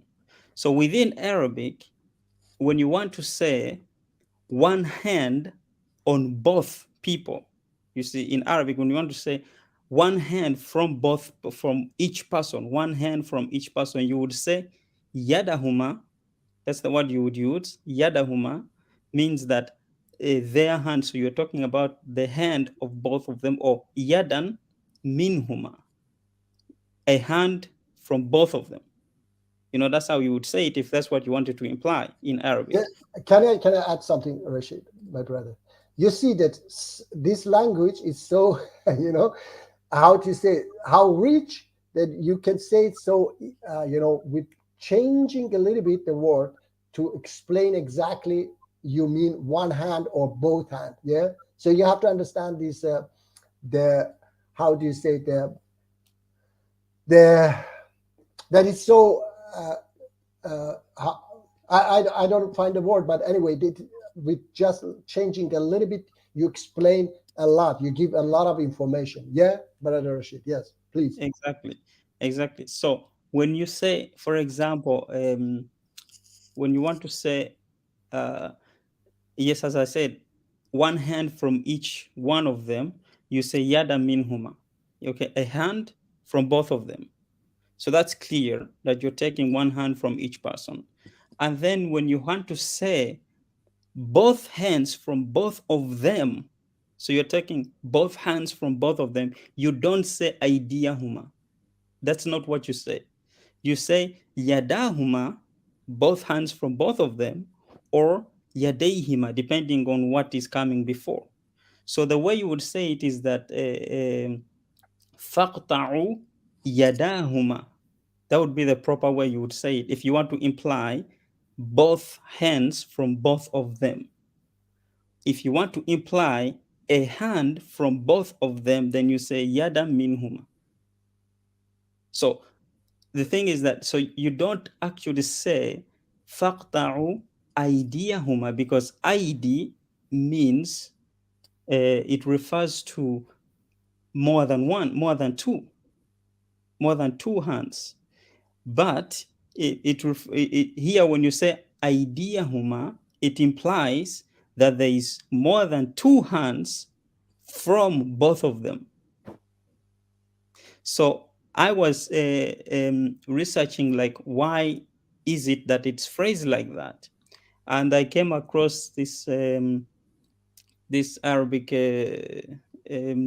researcher throughout the Quran, where he goes through the different words through the Quran, and he actually proposed a very compelling argument. He says that the reason why it is like that, it might be that it's because it is not like a command, but rather like a statement, like an idiom that you say, like for example, when you say hit the road, those kinds of statements like that, like hit the road, for example, when you just mean you just go, figurative speech.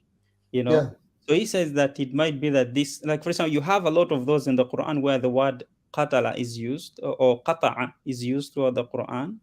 Like, for example, فَقَطَّعُوا أَمْعَاءَهُمْ, it would cut through, or when you say قَاطِعًا وَادِيًا, which means they cut through the valley. You use the word cut through, So you have those kinds of phraseologies throughout the Quran. So he says that this is probably one of them, but okay.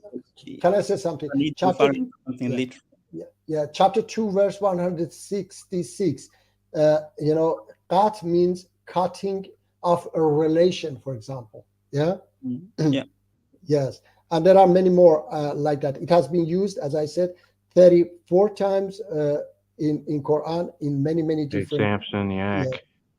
Not as many as people have lost lives due to the Christians, to be honest with you. And Rashid, can I ask you? So I was listening to you, but like, I'm studying Arabic a little bit, but I want to know, like, so what is the answer? Can you just like summarize it in English for that particular verse? Yes. So his Both argument hands, was, or is it one hand? no, he said that it's not a literal statement.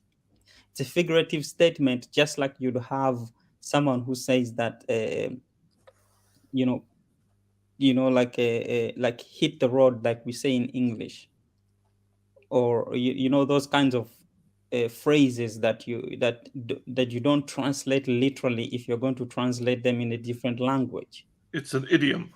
Exactly, yeah, an idiom. It's not exact. It's, you don't translate it exactly as is. So you wouldn't translate it like a cut off their hands. So sorry, I have to add it. As they didn't translate in chapter 12, verse 31, they didn't translate it as cut off. Yeah, they realized that it's not possible that those women chop off their hands. Okay, they translated as they cut their hands, which wasn't absolute correct either. They just stopped their gossip. That's why it's very severe. So they cut their gossip. So that's why the atmosphere was romantic instead screaming and blood and such things. Yeah, Brother Rashid. Yeah, exactly. Because I mean, within the Quran, you have you have tons of that. For example, where Allah says, وَقَطَعْنَا دَابِرَ الَّذِينَ كَذَّبُوا, right? Literally, if you want to translate that, it means we cut the root of those who did kufr. Now, obviously, it's not like they really had a root which God cut. Okay, literally, it's a figurative statement. Yeah, metaphor. Referring to a destruction that God imposed. I got another verse. Just give me a second. But it's like that one. If you guys want to talk about it or not, like I want to know if it's a alliteration or idiom or whatever. Just give me a second. I'm gonna find it. Yes, no problem. And meanwhile, I have to answer this. Every human did that, and God said not to put people in arena. So that is fantasy. God said it, or no, not, first of all, not every people did that, but people were doing a lot of bad stuff. Okay, and they Roman and Greeks, they stopped it because God told them to stop such a barbaric act. Yes, they didn't just do it themselves. And I have given this example many times, okay, that Persian Empire, despite they could also do those terrible stuff, okay, but they didn't, because Persian, we had these teachings of Zarathustra, and that was just 3 teachings. It was good deeds, good words, and good good deeds, good words, and good thoughts. Okay, just these 3 teachings didn't let Persian to commit those barbaric acts in entire Persian history. Okay, yes, Sam, did you find it? Yeah, it's it's kind of funny. It's actually like 5 verses before that verse in the same chapter. So it's the 33rd verse of chapter 5. It says, those who wage war against Allah and his messengers, their punishment is none other than they be crucified, exiled from the land, or like whatever. So okay, is that like, no, Sam, let me explain for you that. Okay, that it is a statement. It's not an order for Muslim to do that. Okay, and as I said, this is how you read Quran. You put the verses beside other verses. Okay, and when you read Quran, you see that those were acts of pagans. Okay, let me 5:33. Okay, sorry, 33.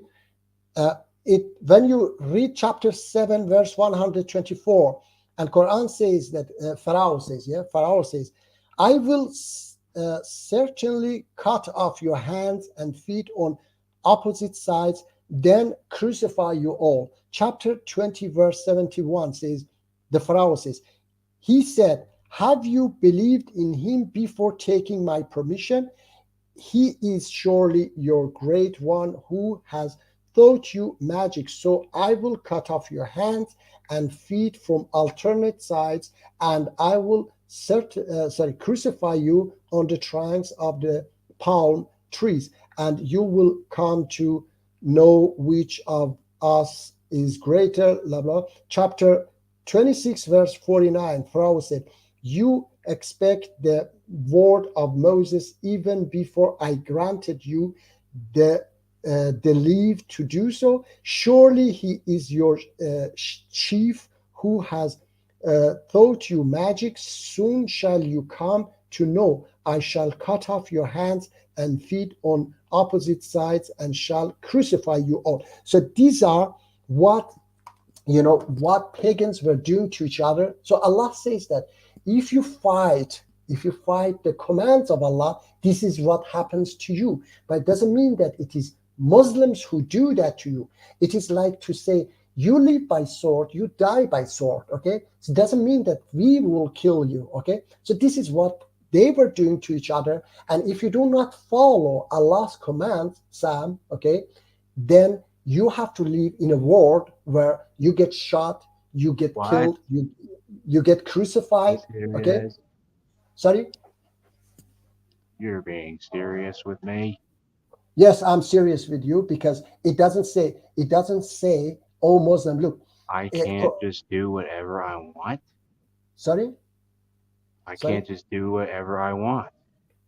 No, you can't go. I fear Allah, right? No. No, what I'm saying what I said, Sam. Yes.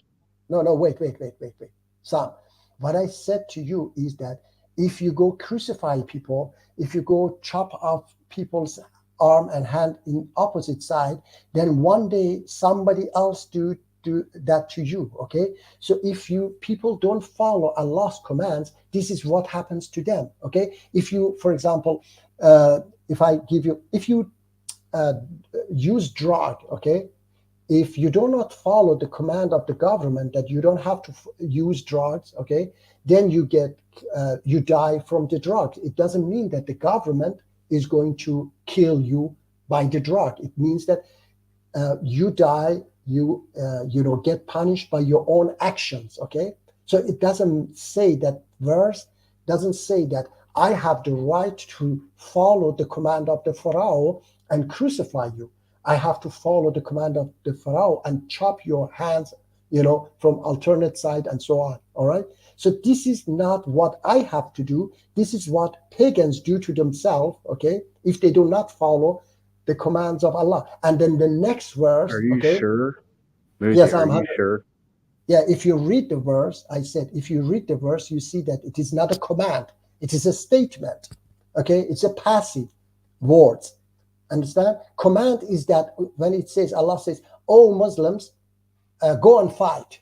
That's, if you go to language, you understand that there is a command verb and there is a statement. If I say to you, Sam, if you don't eat medicine, if you don't take this medicine, you will get sick.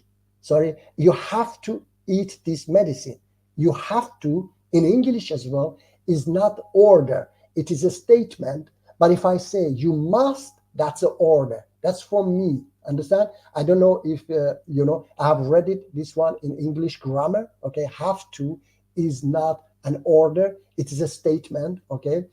Despite I say you have to do this. Okay. So their language has information. When I tell you, Sam, you must go and do these, that's an order. But if I say that if you don't dress, Sam, if you don't dress well, you catch cold. That's a statement. Benji. Okay. All right. So that's a statement. That's not an order. Understand? Yeah.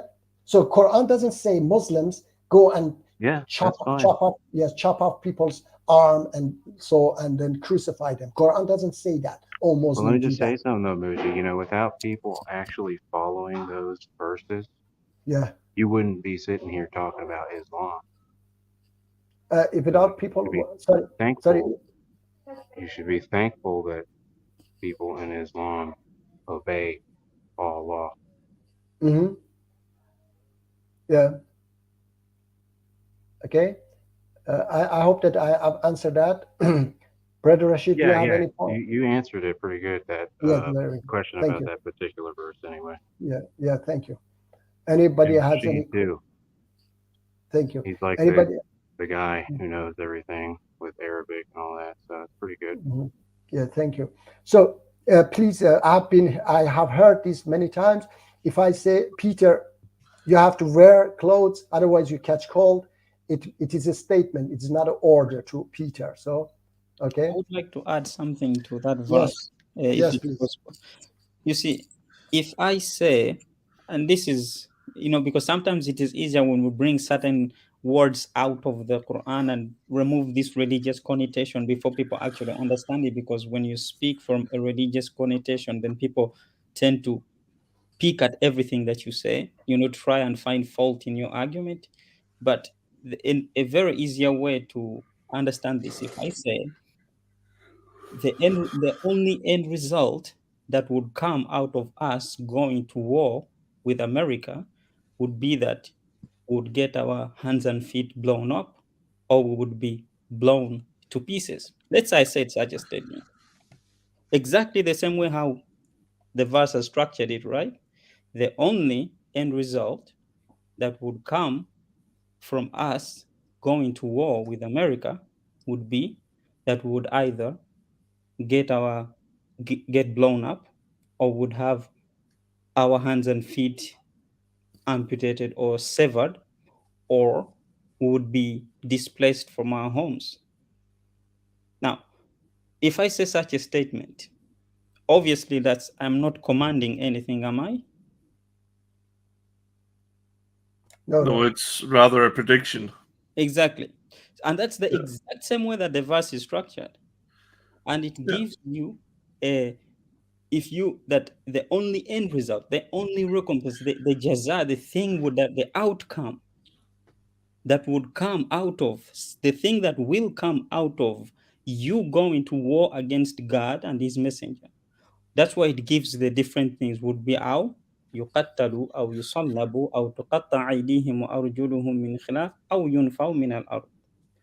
And one thing that actually one has to notice with these four things, there is actually a decrease in severity.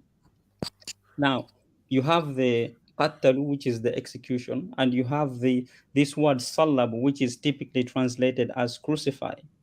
And then, but I don't think that it actually means crucified.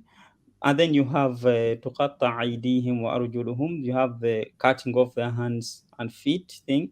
And then you have the aw yunfaw min al-ard, you have the being exiled from the land. So here in this verse, God is telling you the outcome that results in war. This is any war. It's not just you fighting against God and his messenger. No, these are the typical things that would happen during war. One thing would be either people would be executed, or there would be sallabu, this idea of crucifixion, this idea of people ending up committing war crimes. Okay, there are certain people who end up committing war crimes during war, even though you go to war and you expect it to be, a clean war. You expect you people to abide by, good morals when you are conducting the war. That's not how it's going to be. There are going to be certain people among the ranks who are going to deviate from that and commit gruesome acts that are not according to what you agreed upon. And this is going to happen whether it is God saying it or whether it is any other person. There's going to be some people who are going to break away from that and do acts that go against. So here God is saying that this is the end result that would happen from people actually going to war against God and his messenger. Not that God is sanctioning it, but rather these are the end result that come out of war. So Allah is trying to tell people that don't do this, because the end result that would come out of you actually waging war against God and his messenger would be these results. You'd be displaced from your home. Some of you would be killed. Other people would lose their limbs and all these things. Why even go to war? This is the point of the verse, but people assume that it is a command that God is saying that you Muslims should do this. No, it's a truism. It's a fact of war that we have observed throughout history. Okay. Thank you, my brother Rashid. Stephen was walking. I just would like to say, everybody, that was very nice. It's we have passed 24 minutes actually, the 3 hours. This is 3 hours half, 3 hours 24 minutes. So if nobody has any special question, maybe we can continue next week. I just yeah, please, I have something. I'm gonna be. Last week, we made a Discord called Talking Religion, where after Mochi streams, we go in there and discuss philosophy, religion, whatever. If people want to join, if it's okay with you, I would like to throw a link in the chat. Yes, please. Yeah, no problem. Yeah, I want to take that down again. I gotta download Discord. I remember we talked about that last time, Peter. Yeah, that's good. So like it's a place where people can talk religion and discuss stuff outside of the scope of your stream. Obviously, this is focused on Islam. And some people might want to discuss Judaism or Christianity, Hinduism, Buddhism, whatever, or philosophy in general. So it's something that we do after the stream. So if people want, they can join. Yes, please. Yeah. Put the link. Yeah. Thank you. So thank you, Sam. Yes, please. I was just gonna put the link in a private chat again. Can you hear me? Can you Yeah. guys hear me? Okay. Not only private chat, you can put it in. Because I have to. Then I'll put it in the other chat because he's not. Oh, he's right, not right. Can't put it there. Okay, if you can, so that everybody else can see it, not only private chat. Yes. Yeah, because we're all living in different places. Maybe some people they still want to talk, and maybe some people they're tired, ready to sleep. So yeah, no. What I'm saying is that maybe some people watch this later, the stream, and they don't see the link. Maybe if it is in the live chat, yes, they will find it. Yeah. So, Brother Rashid. Yeah, Brother Rashid, I wanted to ask you about this, if you can fast say about that, the source of the sperm, that why Quran says is coming from the backbone, because somebody was bringing up. You bit open it more. I appreciate it very much. Yeah, I mean, I was asked about that before, and I said, no, the Quran is not talking about the origin of sperm or semen, because first of all, when you say something is originating from, you don't use the word yakhruj. Kharaja means to come out. So you wouldn't use the word kharaja mean, and the word that is used there is yakhruju min bayn sulb, is that it comes out from the sulb, or it comes out between the sulb and the taraib. It's basically an ancient euphemism of sexual intercourse between the man and the woman, that it deposits between the two. So it's sort of like a clean way of implying sexual intercourse, but not exactly being explicit with it. When the Quran tends to talk about sex in several verses, it tends to do it more like in a less graphic way. So in this particular case, it says yakhruju min bayni sulb. I find it actually very strange that anybody ever actually translated that word like that, because it's really puzzling. When you want to say it originates, you wouldn't use the word kharaja. It's just false Arabic to the point, because kharaja just means you come out of. Literally, like you if you want to say it comes from a certain place, you say ya'ti comes from. Okay. And another thing is that because there are two prepositions there, you have min and baini. In English, when you have, like, for example, from, between, you have two prepositions coming next to each other. From, between. So that's how it is translated, from, between. And the reason why it is translated like that is because people just translate the two prepositions without even thinking about it. But this happens a lot in the Quran, where you have two prepositions coming next to each other. Like, for example, when Allah says min ba'di, which literally means from after.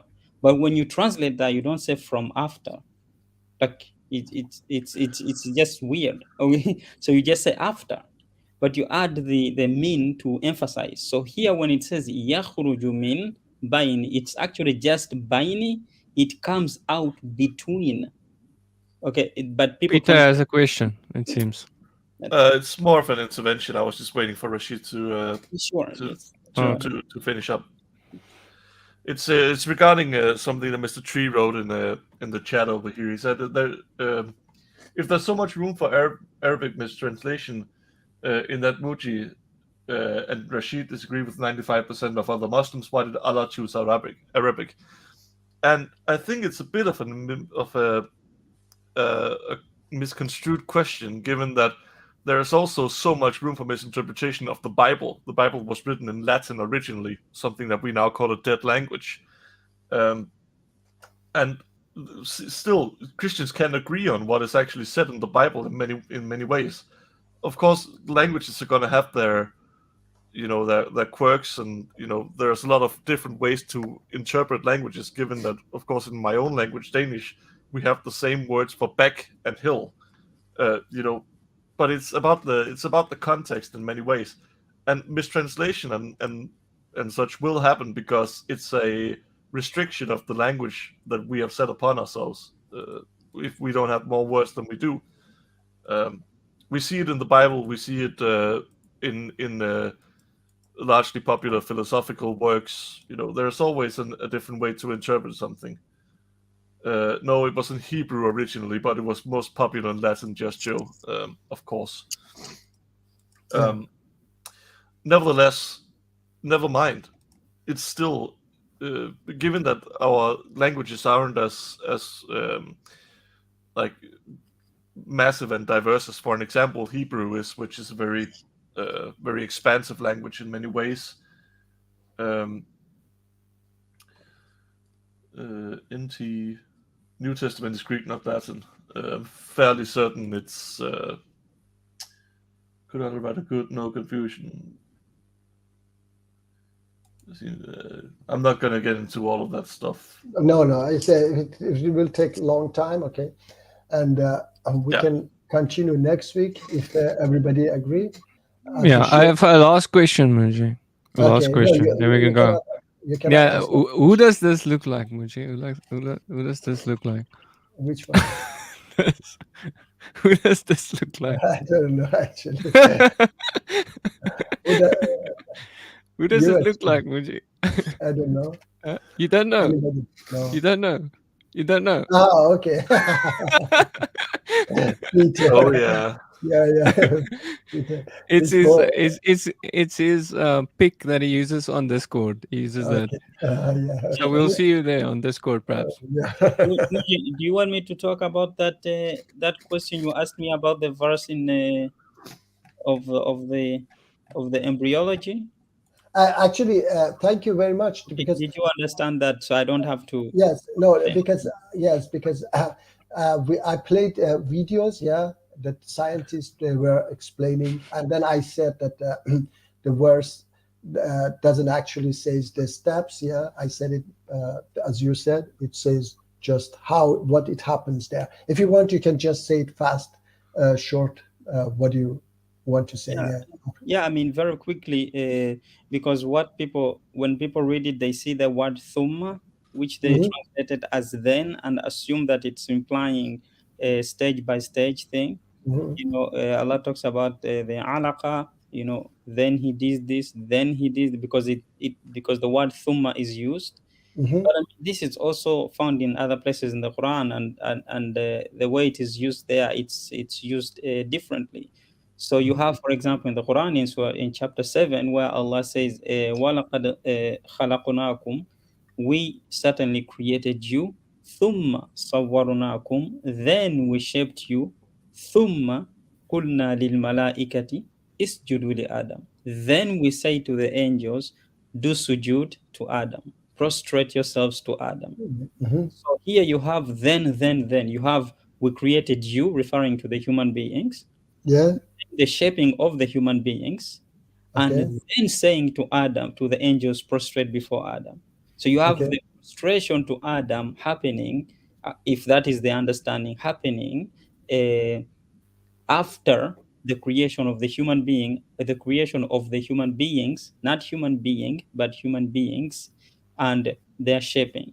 So the point I'm trying to make is that just because it uses the word thumma, it doesn't necessarily refer to a then step. It's also used in other places to refer to moreover or furthermore. To say, you say it like that. Furthermore, yes, exactly. Yeah. All right, yeah. Thank you very much, everybody. Welcome to stream next week again.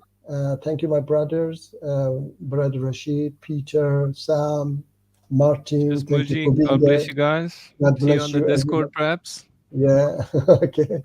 Thank you. Take care, everybody. He's Danish too, by the way. Yes. Yeah. So, by the way, yes, Peter. Rashid is also Danish. He's from Denmark. Yeah, yeah. Of course. That's awesome. Yeah. So thank you very much. Thank you, Brother Rashid. Please join us more. It would be great. So everybody, see you next week. Yeah. Before we go, Brother Rashid. Sam. Hey, can I ask Rashid something really quick? Yes, please. Yeah. Yeah, I need, because I remember we were talking about the prayer times. Remember, Muji? Yeah. Exactly. Yeah. I wanted to ask Rashid about that maybe next week or something. If he's Yeah. willing to do that. Yeah, if you join, Brother Rashid, would be great. Yeah, Sam will ask you about the prayer. Just for someone's knowledge about it would be good. I can't ask anyone else. Quranic Muji doesn't know. Traditionally. Or Quranic, yeah. Quranic. Sam? Yeah, in the Quran. Okay. Like, forget about whatever, all the other stuff, man. Just the Quran. That's what I need to know. Just the Quran. Time, maybe. Yeah. Okay. Sure. Just the Quran. Okay, we can talk about it next week, inshallah. All right. Okay. Yeah. So yes, thank you, my brothers. And before we go, take care.